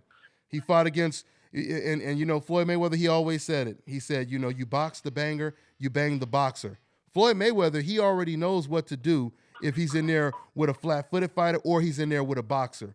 It don't matter if you move away from Floyd like Zab Judah did or you come forward like Canelo Alvarez did. So, hold on, wait a minute. So for you to say that, you're bringing up Zab Judah like I brought it up earlier. I brought it up saying that was probably the most athletic fighter he ever fought. Yeah. There's no disrespect to. So it's not true. He Manny just. Pacquiao, So it's not true. He just fought Pacquiao's much smaller. But what I'm saying is that was a very long time ago. That was a very long time. You mean like when he was? You mean like when he was? And you know what? If I was a Floyd hater, Dante, if I was a Floyd hater, I would have said, guess what? He fought Zab Judah coming off a loss. You see? That's being a Floyd hater, but I'm not going to discredit him because he fought Zab Judah coming off a loss, because Zab Judah still was arguably a top five. Hold on. Do you see? And that's more than enough. Do you see how you just automatically coming out and you getting defensive? You saying, if I was a Floyd hater, nobody called you a Floyd hater, but you feel because of this conversation. You called me on the phone. You called me to jump on the phone. Did I call you a Floyd hater? When I was a hater. Did I call you a Floyd Mayweather hater? Nah, but I'm not just answering you. I'm answering some of the cats in the comment section. Okay, so don't put that on me. Don't put that on me. But my point is, you saying that because you feel that way. You feel that way deep down because nobody said it to you right now, and you just came out and that I'm a Floyd hater. Yeah, no, I was one of the biggest Floyd. I'm a Floyd fan, dude. I know. Floyd is one of the best fighters. I know. Floyd is the best defensive fighter. But the way I got you on mute right now because I'm talking right now. But the way you say it comes off as a person trying to say, well, I'm not racist because I have a friend that's black. I know somebody that's black. I mean that's how it sounds when you say it. Now you off mute. You could go ahead and respond. All right, y'all. So anyway, I'm reading the comments right now. I see you guys are. We got a couple people, and we got a whole lot of people on the line right now. So I'm going to go ahead and take another call. Let's go ahead and take another call. All right, let's take another call. Hold on 1 second, y'all. Once again, I appreciate everybody tuning in. So, hey, guys, actually, next week, I said that we'll be doing the show next week. I'm actually be out of town, so we won't be doing the show this Sunday. So just giving you guys a heads up. But I will be doing some more live shows, so... But I'm going to go ahead and take another call, man. Like I said, I was going to go ahead and end this early, but, I'm having fun right now, so let's go ahead and take another call. Let's see what we got over here, guys. All right, we got 203. What's going on, man? What's your name? Where you calling from? What's going on, Dante? Just Mimi Deanie calling in. What's going on, me? What's on your mind, man? I'm just calling to tell you, brother, I always watch your channel. I'm a big supporter of your channel. And I love the work that you do. You one of the best up there. You and Ellie Setback. You're the only two people I rock with. I appreciate that, family. I really appreciate that, man. Anything? What I want to say, Dante, is that I just got a comment on the Errol Spence Keith Thurman thing. And my comment is, I believe that Keith Thurman is making Errol Spence wait, saying he need to get tune-ups and everything like that, just to get inside of his head. That's what I think. Who do you think? Okay, let me ask you this. Who do you think is a tougher opponent for Keith Thurman? Danny Garcia, Sean Porter, or Errol Spence? Errol Spence. Because the only reason why I'm saying this is because Errol Spence is consistent with his work. If you watch his last fight, he's very consistent. Now, me saying that, I still think Keith Thurman will win because I think Keith Thurman is a way all-around better boxer. And the boxer always beats the puncher. Okay. So, I mean, it's nothing wrong. I have no problem with you saying that. I mean, that's why we need to see the fight. But, when you say that Errol Spence is his toughest opponent, I mean, you may not, realize it, but you're still corroborating with everything that I'm saying, which is Keith. No, I understand that, Dante. Yeah, I'm just because all I've been saying is clearly Keith Thurman has more respect for Errol Spence than any other opponent that he's ever faced. And if I was Keith Thurman, I would feel the same way. That would be the last person I would want to fight. The only difference is if I was Keith Thurman, I would have just came flat out and I would have told the media and everybody, I would have said, look, guys, I'm going to be straight up with you. I'm a beast and Errol Spence is a beast, and that's going to be my toughest fight of my career. So we're going to build up to that fight. Nothing but respect for Errol Spence. I think if Keith would have came out and said something like that, I think people would have, they would have respected, him more. And they would have said, okay, just let the man wait, because he's flat out coming out and saying, the dude is the best he's going to fight. You feel me? So that's this is what I think he should have said, Dante. I think Keith Thurman should have said, I got 2 belts. Errol Spence got 1 belt. I think Errol Spence should fight Sean Porter, and then we can make the fight happen. But what if Sean Porter doesn't want the fight? Because Sean Porter, he said the only people he want to fight is Keith Thurman and Danny Garcia. Sean Porter hasn't even mentioned Errol Spence's name. I mean, he said, maybe that fight will be down the line, but he's not interested in that fight right now. So how can Keith Thurman say that? I think Sean Porter's not interested in that fight because his daddy won't let him take that fight because he knows it's a big risk. I think Sean Porter, as a fighter, he would fight him, but I think it's Kenny is the one stopping that fight from happening. Then that and I don't think that Sean Porter should get another fight with Keith Thurman either. I think that's over and said and done with. They need to go ahead and move on. Then that shuts down what you just said a minute ago, because you said if I was Keith Thurman, I would tell him to basically fight Sean Porter, and then right after that you said, well, Sean Porter's dad is not going to let him fight Errol Spence. So then we can't even use that as something that Keith Thurman should say then, right? Because he wouldn't be saying it for any reason if Sean Porter is not going to get in there and fight with him, according to what you said of what his dad wants him to do, right? You're right about that, but you got to kind of look at it from my point of view. Hold on 1 second. I'm gonna let you stay on. What's going on, Milton? I got my co-host Milton on call, man. What's good, family? Hey, what's good, Dante? It sounded like you was needing some backup, bro. So I thought I'd call in for a second. Yeah. Go ahead, man. Go ahead, get on that turret, on this tank over here. You know what I'm saying? So for sure. What's going on, man? Go ahead and back me up, brother. What's going on, man? Yeah. I missed part of the conversation because I was trying to look up the call-in information. I had misplaced or whatever. But, if we're talking Keith Thurman and Errol Spence, I mean, I don't think Keith is afraid to fight Errol, but he is not in a hurry to do it. I mean, he's extremely cautious about it. And the thing is, what I'm upset with Keith more about is the tone in which he's answering questions about it. Now he's not even answering questions about it. Mm-hmm. He don't even want to be asked about it. Mm-hmm. Because and now you can bully Paulie Malignaggi, or you can talk like you want Floyd and all of that. But now you got another champion saying that, calling your name out, and your response is like, it's not what a champion should be. Mm-hmm. It's not what I could respect him if he was saying, hey, it'll be all in due time. I look forward to this fight.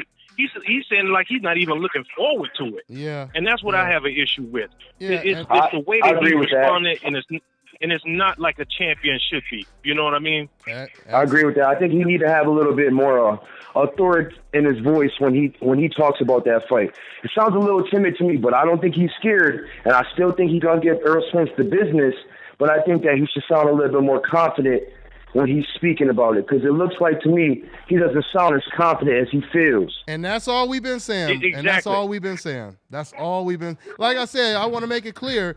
This ain't we ain't never said nothing disrespectful about Keith Thurman. We ain't never talked about Keith Thurman the way the Decafs was talking about Floyd Mayweather. It's just we just been saying just what you just said right now is he has more respect for Errol Spence, and maybe.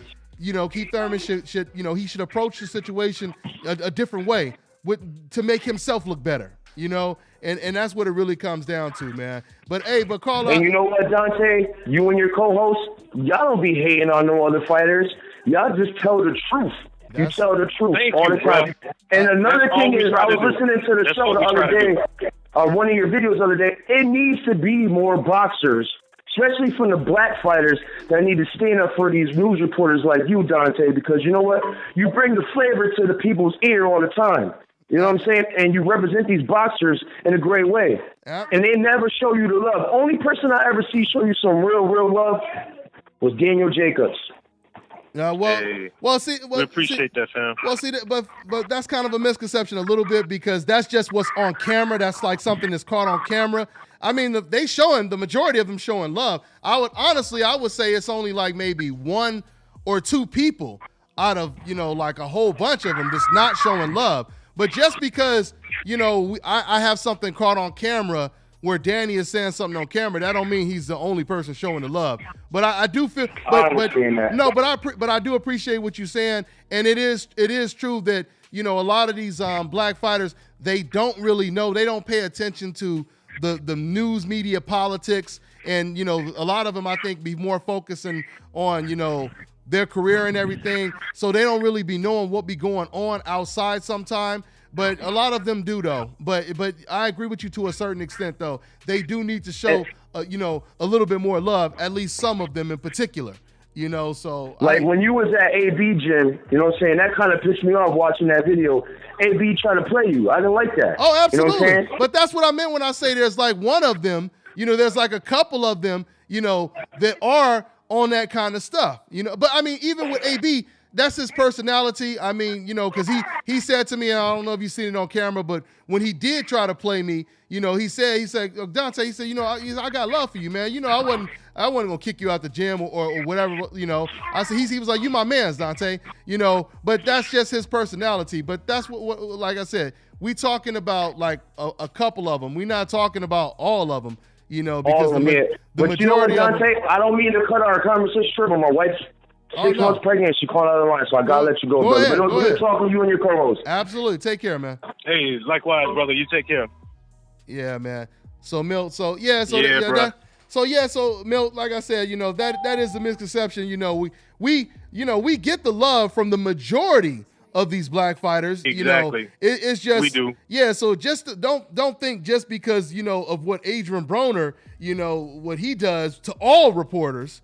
Adrian Broner, he disses all the reporters. And matter of fact, if you guys have seen the video, I even had to tell Adrian Broner, I'm telling you right now, AB, I'm not one of these suckers over here. I told him that on camera. So, but that's a whole different, AB is a whole different situation, so you can't really exactly. Go ahead, man. Hey, I was just going to say, hey, man, we do it for the public. Yeah. We do this so that, the people who watch, call, tune in, send us a, live chat message or whatever. We do this for y'all. Mm-hmm. It's not directly for the fighters, man. And then sometimes we do it to educate. Sometimes we do it to inform. But we don't necessarily do it for the fighters. Yeah. For an individual fighter. Yeah, we don't do it for an individual fighter. Right, for individual fighters or anything. Well, we're going to show love and support, and we're going to show love and support for our people, and we also going to be pointing out bullshit, too. We're going to point out when something ain't right or when a fighter's not coming correct, or sometimes fighters get guarded and they have to feel like they got to protect their reputations and stuff like that. So, they sometimes they do be a little standoffish from us or whatever. And I understand that. I get that because they don't know, if we, trying to bring them down or anything like that. So they're going to try to guard themselves. And I don't even get caught up in that. I just want to make sure we delivering a good product for the people who watch the channel. Mm-hmm. And I'll always be true. We'll always be true to that. Oh, absolutely. You know what I mean? Excellent point, Milt. Excellent point. At the end of the day, we doing this for boxing, not for an individual, not for a particular race. Right. We doing this for boxing. What new media is really about is making sure that everyone gets a fair shake, no matter what they color, no matter what they race. Everyone gets a fair shake. Every fighter is created equal when it comes to the new media, because that's how it's supposed to be. If you're giving one fighter credit for being a great boxer, you can give every fighter credit for being a great boxer. Exactly. And that's what it really comes down to. So, yeah, I mean, it wouldn't matter if all these boxers were assholes. We still gonna give them the credit that they deserve. We still gonna cover these fighters. Exactly. I mean, like I said, Milt, Kovalev called a black man a monkey. You know what I mean? We still cover Kovalev. Exactly. We still cover him. We still gonna interview him. We still gonna get the news out and all that stuff. We still gonna report his fights. And as much as I couldn't stand the cat, as much as I can't stand him personally, I even picked him to win the first fight. Yeah. Thought that he won the first fight. I thought he edged out the first fight. Absolutely. But after watching it, I could see it could have gone either way, but it could have either been a draw or a win for Kovalev. Andre could have won. It was a really close fight. Absolutely. But I won't take anything away from the man, even though I think he's a staunch racist. Absolutely. You know what I mean? Absolutely. But we just got to call it like we see it. Yeah. You know? Yeah, absolutely, man. That's exactly what it is. Hey, let's go ahead. Hey, Dante. What's up? Hey, one thing I wanted to address the caller right before that. You were having a discussion about Floyd. I just want to say, hey man, 3 to 4 years ago, none of the young black athletic fighters that he's talking about were nowhere near ready for Floyd at that time. Over this past 3-4 years, you have seen Sean Porter grow. You've seen Keith Thurman grow. You've seen, Errol wasn't even really in the discussion, 3-4 years ago. And this is, when Floyd was right at the end of his, right towards the end of the career, getting ready to fight Manny. I think he had fought Maidana. I think if he had fought Thurman at the time when he fought Maidana, he would have really schooled Thurman. Thurman was nowhere near ready. I don't think he had a title at the time. I'm not looking, at the year. I can't remember exactly what year it was he won the title, but Thurman was not ready for Floyd at that time. He was calling his name, but he wasn't ready. And then also, Berto, with the Berto fight, Berto was supposed to fight Floyd, but lost to Ghost Guerrero. Mm-hmm. And Floyd ended up fighting Ghost Guerrero instead of fighting Berto, which Berto was was looked at as a world beater with good punching power at the time. You know what I mean? Yeah. So, he was trying to give Berto that shot, but Berto messed it up. Of course. Everybody... Mm-hmm. And I was just about to say, Mill, I mean, and just on top of what you're saying, let's just say, hypothetically, let's say Thurman was ready. Let's say he was ready and he deserved the shot and all this kind of stuff. Floyd Mayweather was close to 40 years old. How many fighters do we see? How many fighters do we see who's accomplished everything that they were supposed to accomplish? Beating Manny Pacquiao and all these other pound-for-pound champions. How many fighters have we seen and do we expect to see that's going to be at age 40 beating competition like Canelo Alvarez and Manny Pacquiao close to age 40? Keith Thurman? Yeah. Do we really see Keith Thurman moving up in weight at age 37 to fight some undefeated champion 15 years younger than him at a higher weight class? He ain't probably even going to be around. Exactly. He probably the majority. I don't think if Canelo was at 154, I don't see Thurman going up to fight Canelo right now. Yeah. And Floyd was on the tail end of his career and moved up and fought, Canelo Alvarez. Yeah. He may fight him, but I don't think he beats Canelo. Yeah, I mean, he might. Well, I'm about to say he might fight somebody like a Canelo because if he only had to move up one weight class. But I'm saying if he was close to age 38, you know what I'm saying, and he had to move up. I'm talking because Keith Thurman is a big welterweight too, and that's his natural weight. He is. Remember, Floyd Mayweather moved up. Floyd Mayweather moved up from junior lightweight to welterweight and fought a junior middleweight. You know what I'm saying? So that's So to make it more equivalent, Thurman would have to move up like at least 3 weight classes to be at a weight class where he's in there with somebody way bigger than him. If he were to fight somebody like Canelo right now, it wouldn't be that big. But that's my point though. No one has accomplished what Floyd Mayweather has accomplished. That's the whole point. We're not comparing Floyd to anyone, and that's what people don't understand.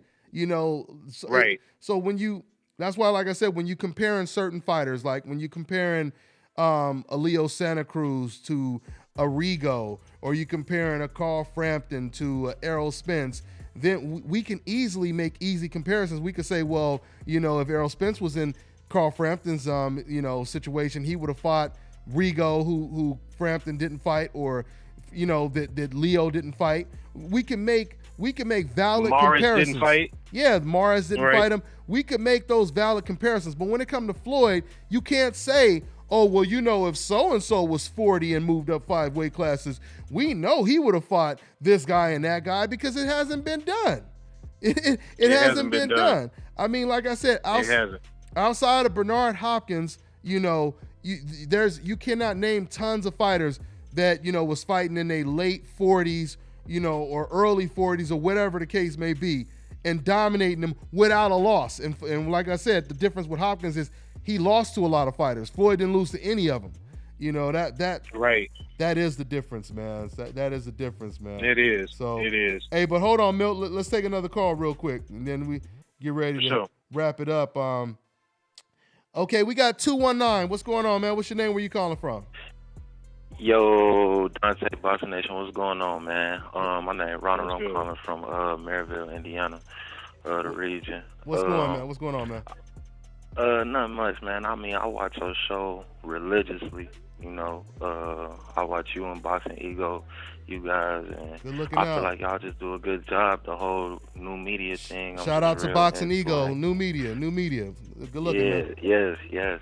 And just for me, just being a young black male, I just appreciate everything that y'all doing, because I feel like since Mayweather stepped into the game, like a lot of African American, just athletes, period, have always been slighted or had a real harsh critique on them in their careers and stuff like that. So I give a whole lot of props to what you guys is out there doing. I wanted to talk about the caller that you had earlier when he was talking about the Errol Spence and the Thurman being a big fight. And he's saying that it's about the money, which if you really look at the Danny Garcia fight between Thurman, the build-up that was built up between Garcia and Thurman, the build-up between Errol Spence and Thurman would be exactly the same. So I really don't see how a difference in the money would be, because they both champions, they're both undefeated, and it's a unification match. See what I'm saying? Of course. Exactly. I really don't get it. I feel like Errol Spence beats Thurman easily. I mean, you look at how he stalks the guys down, and you look at how Golovkin stalks guys down. Like, they both real good at cutting off the ring, but with Errol Spence, you can see the difference with him because how he gets on his toes at points. You know what I'm saying? And a lot of people say he's flat-footed. He's flat-footed. And, you know, he's one-dimensional, but we haven't really seen him be forced to do anything else. So you can't really say what he can and can't do. Excellent point. Excellent point, brother. Yep. I mean, if somebody else can make him have to do something different, then, hey, go for it. But I have not seen anyone make him have to switch his style up. Kell Brook gave him some fits early on in the first half of that fight with Kell Brook. Right. But he made adjustments in that fight to where Kell couldn't come over the top of his jab like he was in the first couple rounds. He was getting to Kell Brook's body, breaking him down. I just love the way he's a tactician in the ring, and he breaks a fighter down. Yeah, and mentally and with that, Kell Brook over in the UK is a bigger star in the UK than Keith Thurman is over here in America. Absolutely. So exactly. I mean, and if you look at it like that, before they even fought, a lot of people were saying Kell Brook was the best welterweight in the division. I feel like if him and Thurman fought, I actually would pick Kell Brook because of the size, and he's actually a pretty good boxer, and he's stronger than Thurman. I would pick him. Yeah. I would pick Brook. Pre-Errol Spence, I would pick him because, you know, he's got the whole issues with his face. Yeah. You said Keith Thurman. I would agree with you. I mean, I had said Keith Thurman was the best. I do too. I had said Kell Brook was the best welterweight since day one, you know, before Errol Spence became champion. So I totally agree with that. And he showed it. I mean, how competitive he was with Errol Spence. But I also wanted to say, do you guys notice, though, everyone that called in, you know, and had something to say about the Errol Spence, Keith Thurman situation, you notice by the end of the conversation, they both agreed that Errol Spence was the best welterweight there. They said he was the best welterweight, and outside of one guy, he said he thought Thurman would win, which is okay to say that, you know. But the other guy, the Alabama guy, who was doing all that hollering and woofing, at the end of the conversation, he picks Errol Spence to win the fight, and he says Errol Spence is the best fighter at the division. So it's like you're doing all of this, you know, hollering and debating, just to, you know, come with the same conclusion that I came up with, you know? Right. And so it's well, Dante, you know that's seated in the narrative that people want to make us say that Keith Thurman is scared or he's afraid. Yeah, I'm not. Yeah. We never call that man scared. Never called him scared. We just said that he's not responding. He's not responding like a champion. And he has more respect. And he has more respect for Errol Spence than any other opponent he's ever faced. That's all we say. Right, exactly. That's all. Yeah, he's cautious about this fight. What's up? And me personally, I'm not gonna lie. I feel like he's a shook one. I'm not gonna lie. I feel like he is kind of scared, but not in the sense as he's scared, as in he's scared to fight him, but he's a little nervous about, about what he'll be able to do with him in the ring, because he hasn't really. But as far as like he's shown a leaky defense at times, but I mean it isn't anything that's really gotten him in trouble, So I mean he really hasn't shown no weaknesses. Like I've the other day I was arguing with Dan Raphael on Twitter about I think it was Terrence Crawford. He's telling me that Terrence Crawford destroys Errol Spence, and I'm like, are you blind? Like, what? You can't take a guy. Destroy? You can't take a guy who's moved up. What did he start his career at? 130, right? 130. Yes. Terrence Crawford 130, 130. Yeah, 130. It was 130. Yep. Now he's and then he won a title at 135 and 140. You can't tell me he walks through a guy like Errol Spence. Who's fought at 154 before already. Yeah. And you can't tell me he destroys Errol Spence. I don't know. I mean, I just see a whole lot of biases with the whole boxing thing, and I get it. Like, boxing gets emotional, but I just don't understand when we got these guys that's, I guess you could say, in a position of power as far as the media of what's being pushed out and what people are seeing. That's really the main reason why we have these decaf fans, because of what these guys push out, and and the things that they put out to the public. They come off as decaf fans. Yeah, exactly. No doubt about it. Hey, but see, and this is one point I want to make. And I gotta say, I'm gonna say thank you, bro. I'm gonna get to another call though, man. Thanks for your call, all right, man. Okay. All right, brother. All right. I appreciate it. Go ahead. Show love up there in Indiana. I appreciate that. Hey, family. one thing I want to say. Go ahead, man. One thing I want to say about boxing compared to other sports.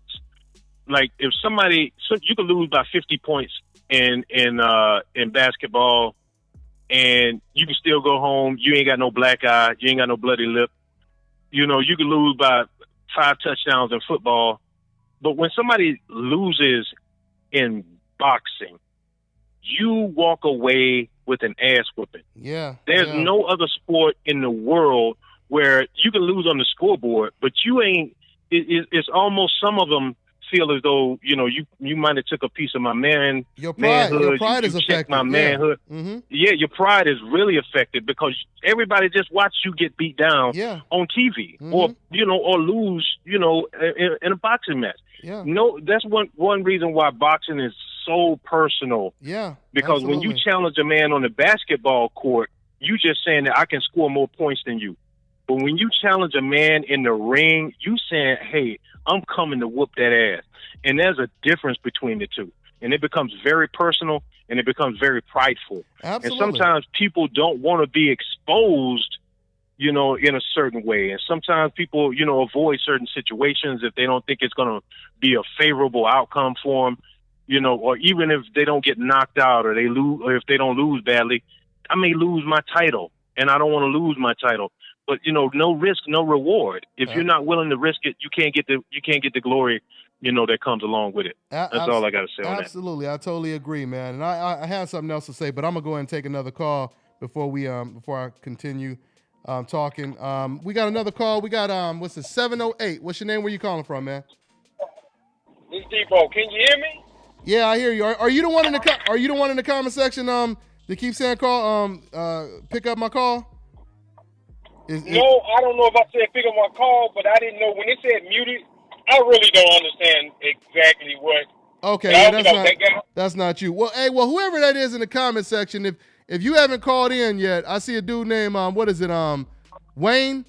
I see he said he was gonna call in or whatever, but I'm going through all the calls right now, so I thought that was you I was about to talk to right now. But anyway, go ahead, man. What's your name? Where you calling from, man? All right, Debo, Chicago. And shout out to the Hammond kid, next door neighbor, Gary Hammond, 219. What's up? Oh yeah. I'm going a whole nother way. This kind of take me back to. I wish you guys were around when this was happening with Floyd and Margarito when he fought Baltimore for $1 more. I know it's probably more to the story, more things that happened around that time, but I wish it was this much of a cry out when it was Floyd and Margarito. in 2006. You said right after the Zab Judah fight. You said you wish it was more of a cry for cry. Floyd and who? The way Thurman is looked at, I wish Pretty Boy was looked at like that around that Margarito fight. I wish you guys were around or something like this was around for that.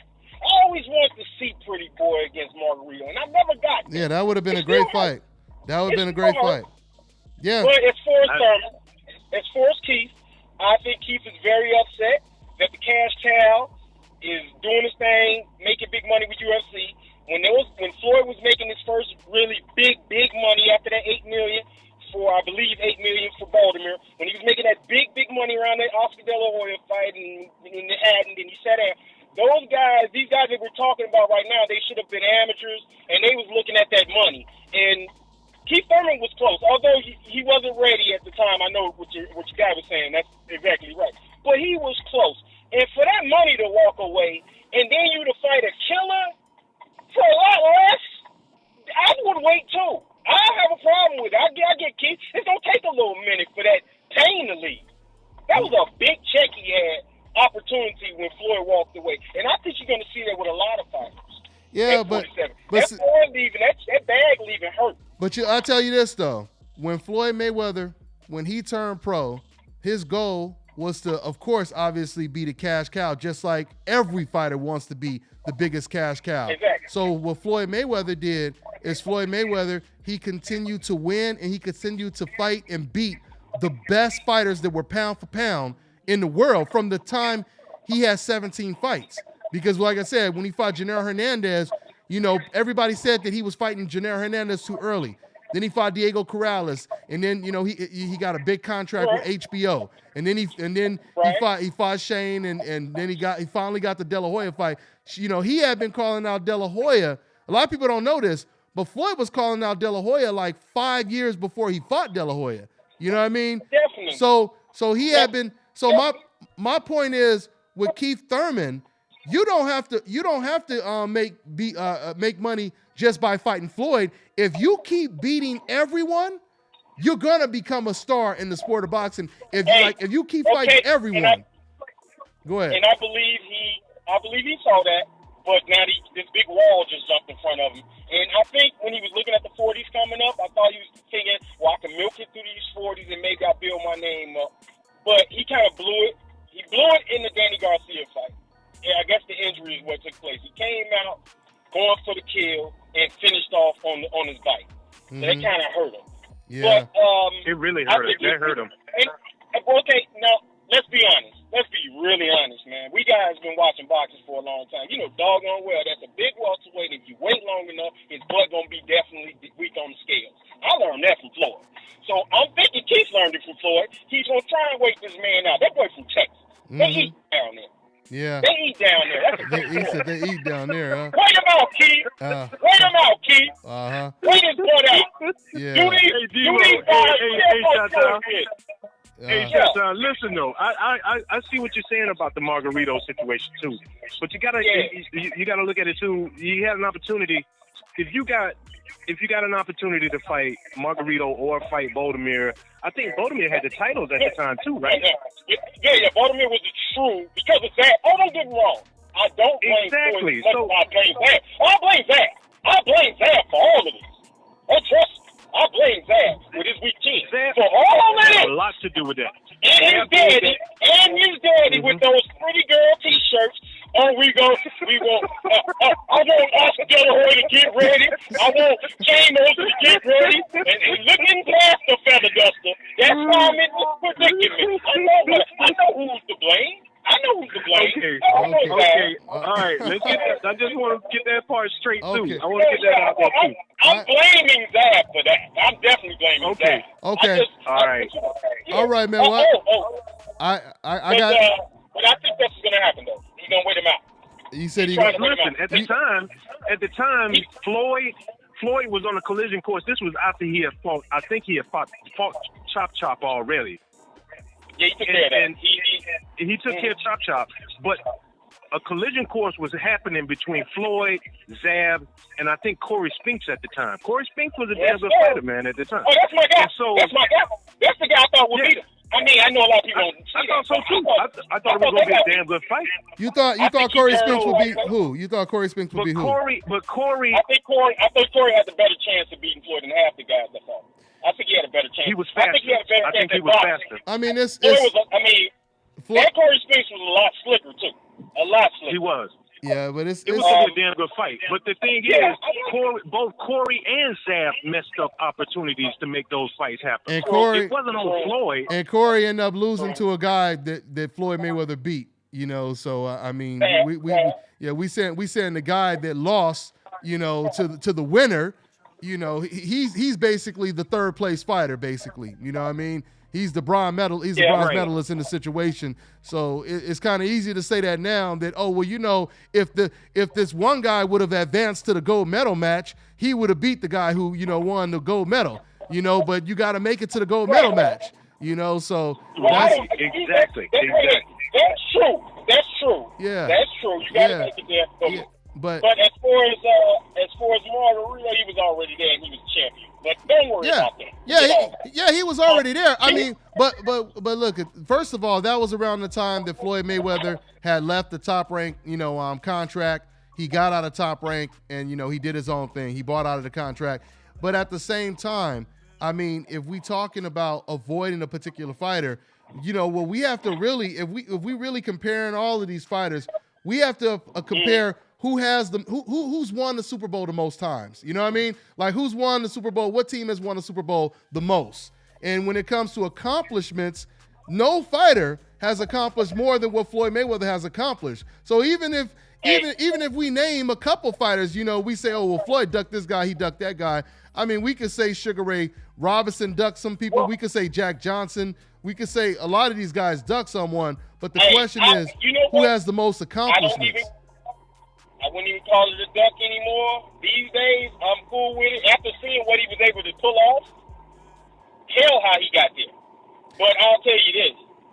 A lot of 147 fighters that Floyd fight were 35 that came up. A lot of them. And a lot of them. And a lot of the fighters and hold on, let me say this. And a lot of fighters that he fought were 20 pounds bigger than him. How many fighters do you know right now are beating fighters that are 15, 20 pounds bigger than them, 10, 15 years younger than them? You can give Ghost Guerrero all the cheeseburgers you want. Ghost Guerrero. I'm talking about Canelo. I'm talking about Maidana. I'm talking about Canelo's the exception, but it's very few Canelos if you look at that. I know, but I'm saying, doesn't Canelo prove that Floyd Mayweather was fighting guys close to 40 years old? That a lot of fighters today. That's true. Yeah, but because Canelo was also, but that Canelo was 22. It's a different Canelo. So let me say, no, he was 20. I wouldn't get in there with Canelo. Hold on. Let me respond to that. First of all, Canelo was 23. Let me ask you a question. Let's play trading places. Let's say it was Floyd Mayweather that was in Canelo's situation. It was Floyd that was 23. It was Canelo that was 38. And Floyd Mayweather was at a higher weight class, naturally stronger, 15 years younger, and he's the undefeated champion at a higher weight class than Canelo Alvarez. And Floyd Mayweather rehydrates, 15, 20 pounds higher. Who wins that fight? Floyd Mayweather at 23 or Canelo at 38?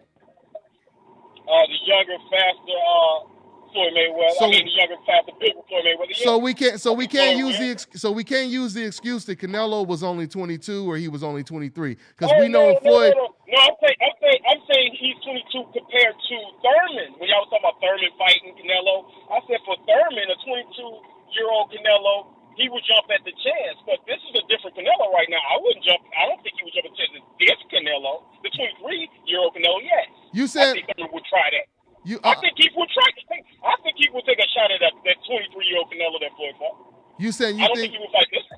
Well, I think a lot of fighters would love to fight Canelo because Canelo, he's a good fighter, but he has flaws. He's a big draw, and he only has one loss to to Floyd Mayweather, but let's just say hypothetically, if he was still undefeated, of course everyone is going to want to be the first person to beat Canelo Alvarez. I mean, I remember Keith Thurman. Keith Thurman said like 2-3 years ago that he would like to fight Canelo and Errol Spence.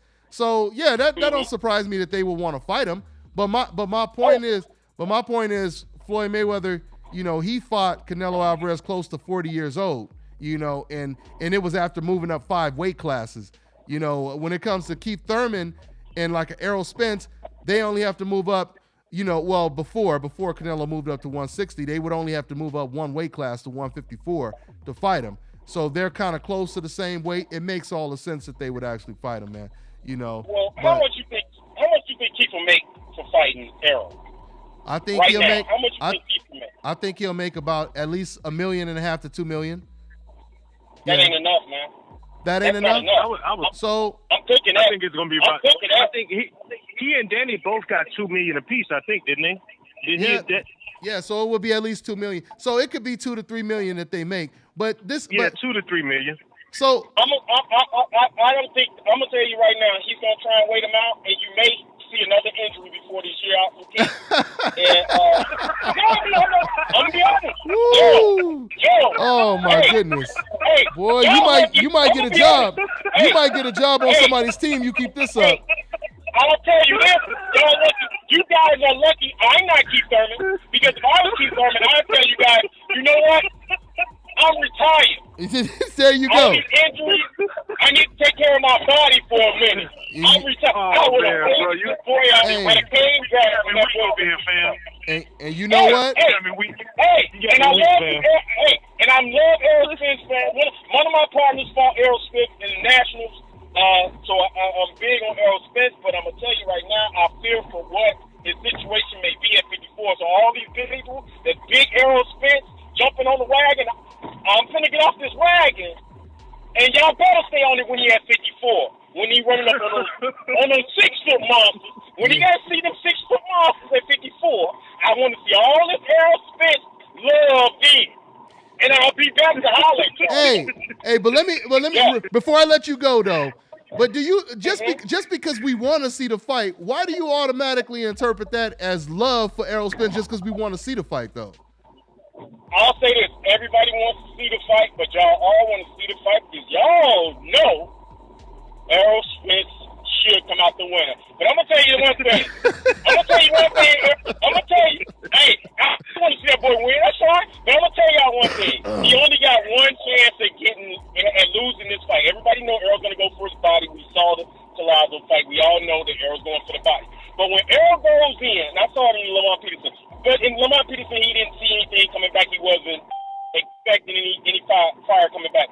But if he go in with Keith and throw defense out the window, going for that finish, and that's the time Keith got to get him out of it. Okay, that's bro. The only chance. All right, bro. Hey, man. Yeah, hey, it was good talking to you, man. Damn good talking with you, man. I appreciate it, man. Hey, y'all don't gotta worry about it. I'll come see you guys. Okay. I'll come to all the fights. I can come to fight South Kids. You'll see me. I'll make myself known.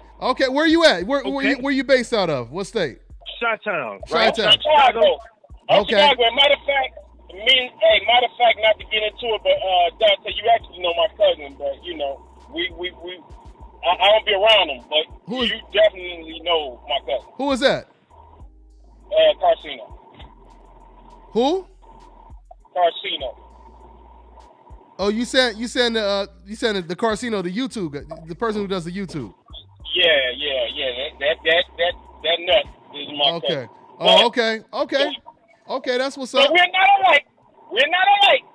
Just want to let you know. If he's heads, I'm tails. Trust me. It's all. It's all good. I don't really, I don't take none of this boxing talk personal, man. So it's all good, man. But thanks for your call, though, man. I'm gonna let you go. All right, man. Gonna get to another one, man. Sorry to all the callers. It's all good, man. Take care, man. All right. All love. Oh yeah, man. So boy, we on the roller coaster. Got me weak. He say Spence. He said Thurman gonna have another injury before the year out. But see, it's just January. But doesn't this just this just go towards everything we be talking about, right, Milt? You know, these cats. Exactly. Listen to what he just admitted to. You know, he said all this love y'all got for Errol Spence, and I'm like, what? You know, how do you automatically interpret just us wanting to see the fighters love? And then he said, because y'all know Errol Spence is gonna win, and this and that, and y'all want to see it. He just said exactly what we said on the show yesterday, Milt. I mean, it's like we psychics or something, man. You know what I'm saying? I said it almost word for word. That's the interpretation. Didn't I say that on the show? We said that, right? Exactly. Yes, you did. You did. It's crazy, man. Hey, Milt. It is. Before you hang up, Milt, let's take one more call real quick, and then I'm gonna go ahead and wrap it up. Hey, let's do it. Let's do it. Yeah, I was only gonna be on here for a couple minutes because I had Dwayne on here. I had Dwayne and Carlos Cadras on the line earlier because they sparred today. So right after they sparred, they called in and talked. So that was pretty cool. They out there in Big Bear. And I missed it, man. I was out and about, man. I missed it. I couldn't get to my phone. Yeah, no, it's all good. Let's take one more call, man. So we got 503. What's going on? What's your name? Where you calling from? Hey, Dante. This is Mikey from Portland, Oregon. What's going on, Mikey? What's on your mind, man? What's up, Mikey? All right. So I've been a boxing fan for probably 3 years. I'm 21 years old. And I got to say, man, I'm really kind of pissed off about how everybody's been shitting on Crawford, you know, about his size. Because, I mean, I've actually looked at his box rec, and early on in his career, he has 3 KO wins at welterweight, and nobody's been noticing it. Wow, that's an interesting observation right there. Because I got to be honest, I didn't know that either. I didn't know he fought. I know. Yeah, I didn't know that. Yeah. Yeah. Yeah, he was weird. And in the amateurs, he was bigger too. Okay. Well, see, and when he turned pro, they were like, hey, you'd be more effective if you drop down. I think 130, 135. He could still get there at the time when he was younger. But I think tell you the truth, I think 147 may be his natural weight. It could possibly be. And you got people saying, you know, that we don't really know how he's going to, you know, do at that bigger weight class. But at the same time, I still don't know, man, because when you used to fighting, because even with Andre Ward, you know, Andre Ward, he fought in the Olympics at 175, but but I guess that was a little different because he only did that because he wanted his friend Andre Durrell to make it to the Olympics. So he decided to move up just so they could both go to the Olympics. But but look how long it took him when he fought, you know, as a pro. He was more natural at 168. And he only went up to 175 just because, you know, HBO and the fans pushed him to leave Golovkin alone and fight him. But going back to my caller, though, I mean, so what's upsetting you exactly, though, when you say that, though, about the weight and everything? Well, you know, what's really upsetting is that there's a lot of, you know, casual fans on the internet, and, you know, they say, you know, oh, Crawford, you know, he's a stick, he's going to get slept by, you know, the first guy that hits him with a real shot at welterweight. And really, I just don't think that that's the case. I mean, they always bring up the example of Gamboa, but, you know, it's anybody who's going to get hit with a shot that they don't see, I mean, at some point, you know, you're going to get rocked. Yeah, absolutely. Absolutely. I mean, only thing. Exactly. Go ahead, Milt. One of the things I wanted to speak on was a point that Roy Jones made in Buzz. It wasn't it wasn't the Ndongo fight. Who did he fight right before that? Was it the Panamanian or a Dominican guy? Vinny Pazienza. Who? Roy Jones? No, Terrence Crawford. His fight right before the Ndongo fight. Who was Felix it? Diaz. Who was it? Yeah. Oh, Felix Diaz. Yeah, Felix Diaz. Yeah. Yep. Felix Diaz. Felix Diaz. When he was fighting Felix Diaz, you know, there was some discussion. Roy was talking about, man, he was like, Bud could move up to 147 easily. And there's some people asking about whether or not, you know, will he still have his power at 140? And Roy made an interesting observation. He was said the way he throws his punch and the timing of it, and he's strong. He's saying he's strong at 140. He's still going to be strong at 147. He's saying, but it's the technique in which he uses and delivers his shots that's the most that's what makes him most effective. And I think that people, you know, fail to realize that, hey, this guy really is a natural fighter. It's not as though he, you know, has to develop that power. He is a puncher. he has the power to fight at 147. So if anybody at 147 comes in there taking him lightly, thinking just because he moved up from 140 to 147, they're going to be in for a big surprise when he get hit by Terrence Crawford. Yeah, no doubt. I mean, but you know, it is weird. Every once in a while, we do see surprises, you know, where a fight that's supposed to be the easiest fight sometimes turns out to be the toughest fight, because both in Floyd Mayweather's case, with him going against Castillo and him going against Maidana, those were both supposed to be super easy fights, you know. And so, right, exactly. So I'm just saying, I'm just saying it wouldn't surprise me. I expect to see Crawford go in there and put on a dominant performance. But Jeff Horn is extremely durable. He's extremely durable. You know, he's a roughhouser and everything. So it'll just be interesting to see how the fight plays out. But I'm just saying it wouldn't surprise me if we see a competitive fight. You know, so yeah, we'll see though. We'll see. But you're right though, Milt. This could really be his natural weight. You know, it could be his natural weight. Exactly. So we'll see. I definitely don't see him being, out muscled too much. I don't see him being outsized at 147. So yeah, I don't. I mean, the only guy that I really see out muscling Terrence Crawford per se would probably be Errol Spence Jr. And that's really because that guy is a junior middleweight disguised as a welterweight. I mean, no shade to the guy. I mean, he's incredible. And if you can make the weight, by all means, fight at it. But I think Spence might have a little bit of trouble with Crawford's speed. I mean, he does have really good timing, but Crawford really knows how to kind of mix up his pitches, so to speak, when he fights. Because when I first started watching him, I thought, this guy, I had heard about his speed, and I saw him, and I'm like, I don't really see it. But then you'd see him really just take off, and you'd see the separation. It's like, where was that? Mm-hmm. Yeah. Exactly. And you got to remember, and just to add on the size thing, making weight and all that, it's a double-edged sword. People kind of look at it as, some people look at it as, oh, you're taking advantage by fighting in a smaller weight class. But no, I mean, you could look at it both ways. If you're supposed to be at a higher weight and you're coming all the way down, you could also be draining yourself. So it's a double-edged sword when it comes to, a fighter who's big. If, like you said, if he can make the weight and look great at the weight, why wouldn't he, fight at that weight, So right. And Nick, I think Bud right now. I saw a picture of him standing on the scale maybe about 2 weeks ago, and he was weighing in at 177. Yeah, I see that. This was Bud Crawford. Yeah. So so people see this though. There's a huge difference between walk around weight. Yeah, absolutely. And fight weight, and your fighting weight, and fight weight. There's a huge difference, because the thing is, and you alluded to it too, Dante, the fighter has to fight at the weight he is most effective. Mm-hmm. You don't have to necessarily fight at, he's not going to go in there and fight a 175-pounder just because he walk around at 177 pounds. Mm-hmm. That's not his fighting weight. Yeah. And neither may 154. 154 might not even be his fighting weight. 147 may be. Yep. You know what I mean? Yep. So the fighter has to fight at the weight in which he is most effective. Yeah. And people, you can't call someone a weight bully or he just, because most fighters do walk around heavier, unless you're a heavyweight. Most fighters do walk around heavier than what they come in and fight day. And Milt, Go ahead, Mike. Sorry, you go. No, go ahead. You my guest. I'll let you go. Go ahead, man.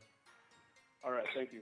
I was going to say, I remember you guys were talking about this earlier. I think it was earlier in the week on one of the shows that Robert Easter Jr., he might look better at 140.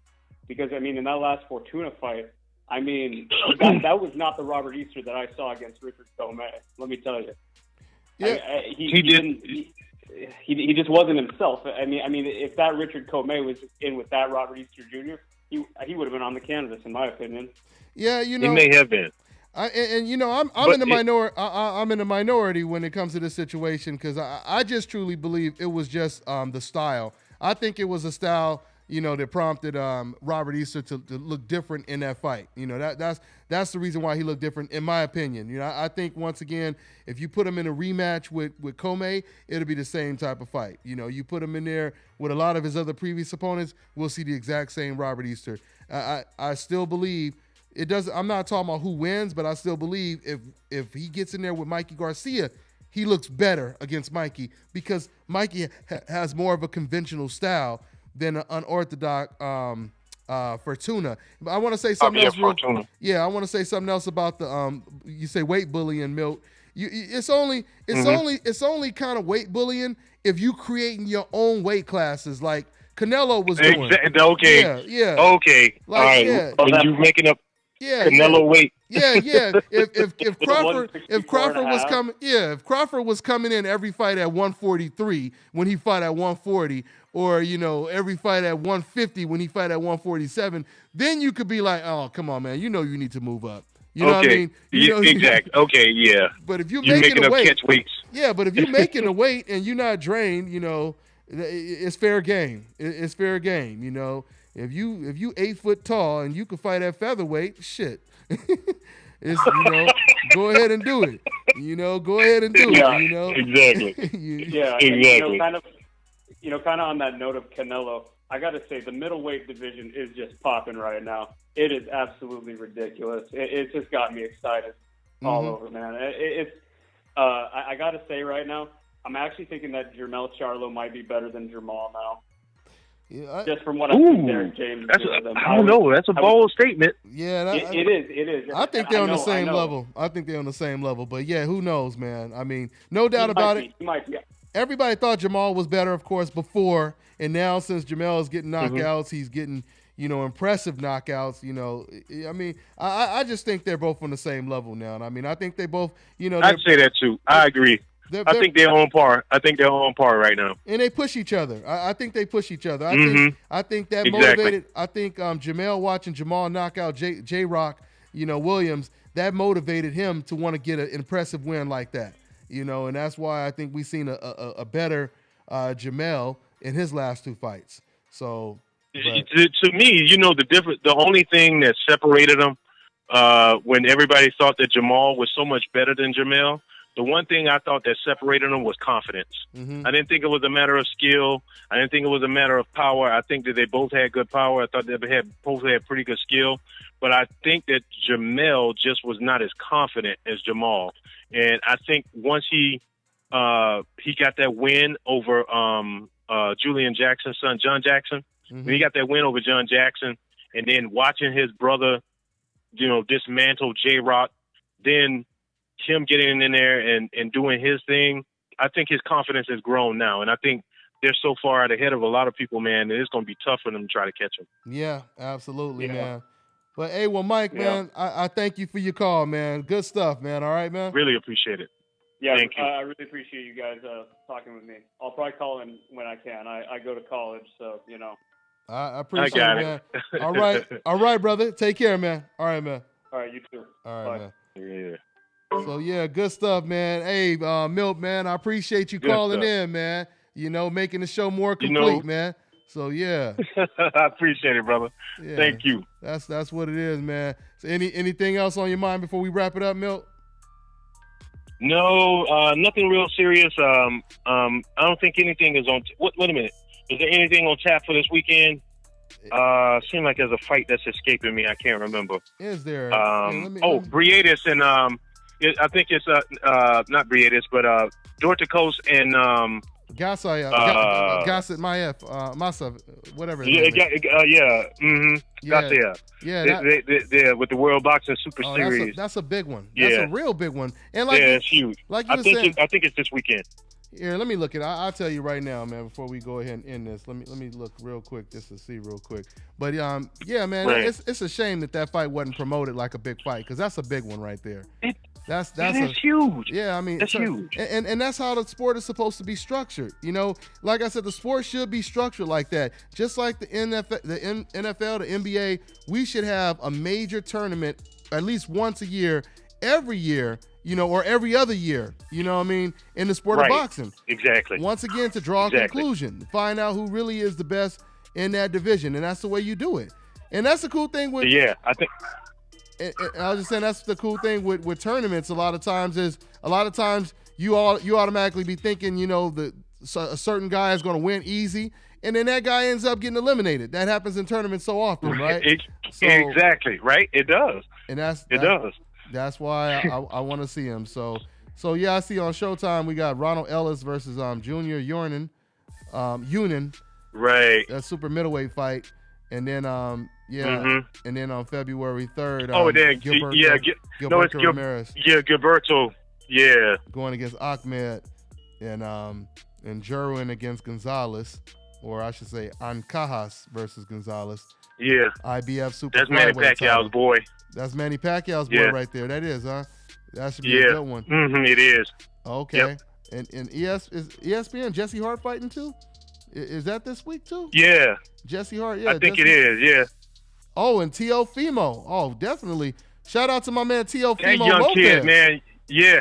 That young kid, man, is making a name for himself too, man. Oh yeah, man. Yeah, I mean, shout out to him. He had a hell of an amateur record too. He had a hell of an amateur record. You know, definitely guys check out. That should be a real good card actually. Shout out to Teofimo Lopez. We had some real good interviews, you know. And Jesse Hart, man, they'll be fighting on ESPN this Saturday. So at 6 o'clock Pacific Standard Time. So yeah, those are some good fights. Those are some good fights right there, man. Yeah, and they still got, so and that Mikey Garcia card is scratched completely, right? They're not even, is it even up or no? They're gonna bring it back in March. They're gonna fight in March, and they're fighting at a different venue. I still haven't pulled it up yet. Yeah, because I was just wondering if the cats on the undercard was still gonna fight that date. Yeah, so they're not. Okay. That one I'm not sure, but I think the whole card is still on. I know the Rances Barthélemy Relique fight. I think is still on. That's too. what I was trying to figure out. Yeah, that's what I was trying to figure out. Yeah. So who do you have on Dorticos Gassiev? I'm going with Dorticos, man. That power is something else, man. I know Gassiev is a little. I think he has a little bit more skill. He may take him out to deep waters and drown him because he got power himself too. I think somebody going to sleep, but I think Dorticos, he's just young and strong, man, and I think I'm going with him. I love that Cuban boxing style, man. I think that's one of the reasons why I'm going with him. And Gassiev, he's just a little bit past his prime, but I think Dorticos is going to get that one. Yeah, I will say, I got a chance to watch Gassiev spar with Golovkin. I guess that was like 2-3 years ago, and let's just say Golovkin, he looked real good in there, and I'll just leave it at that. But but I just say no doubt about it. I mean, we all know how this sport works. At least 9 times out of 10 the boxer beats the banger, and right. And there's no doubt about it. Dorticos, he is the banger in this fight, and he has that lethal right hand that he throws. Is it the right hand or he does? Yeah. So because he's not southpaw, right? So yeah, but I just know he has that lethal ass straight that he throws, and I see him. Right. I wouldn't be surprised if he stops Gassiev with that right hand. So I wouldn't be surprised either. I won't be surprised. Yeah, but it'll be good, man. It'll be real good, man. So anyway, I'm gonna go ahead and wrap it up, guys. I want to say, as always, thanks everyone. I want to thank you for tuning in, everybody. Shout out to ashkicking.com. Go ahead and check out that dope ass website. And one more time, I said we actually won't be doing the show this Sunday because I'll be out of town.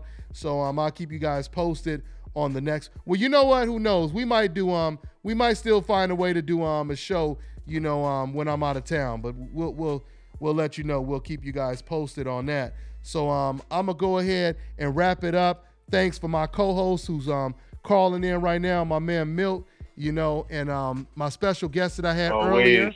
All day, fam. And my special guest that I had earlier on the horn, I had Carlos Cadras and Dwayne Beeman on the horn. So if you guys missed that, go ahead and check it out. It'll be on the channel, archived and everything. So we're going to go ahead and wrap it up. Y'all already know what it is. It's the nation, baby. It's the nation. All day, y'all. Yep.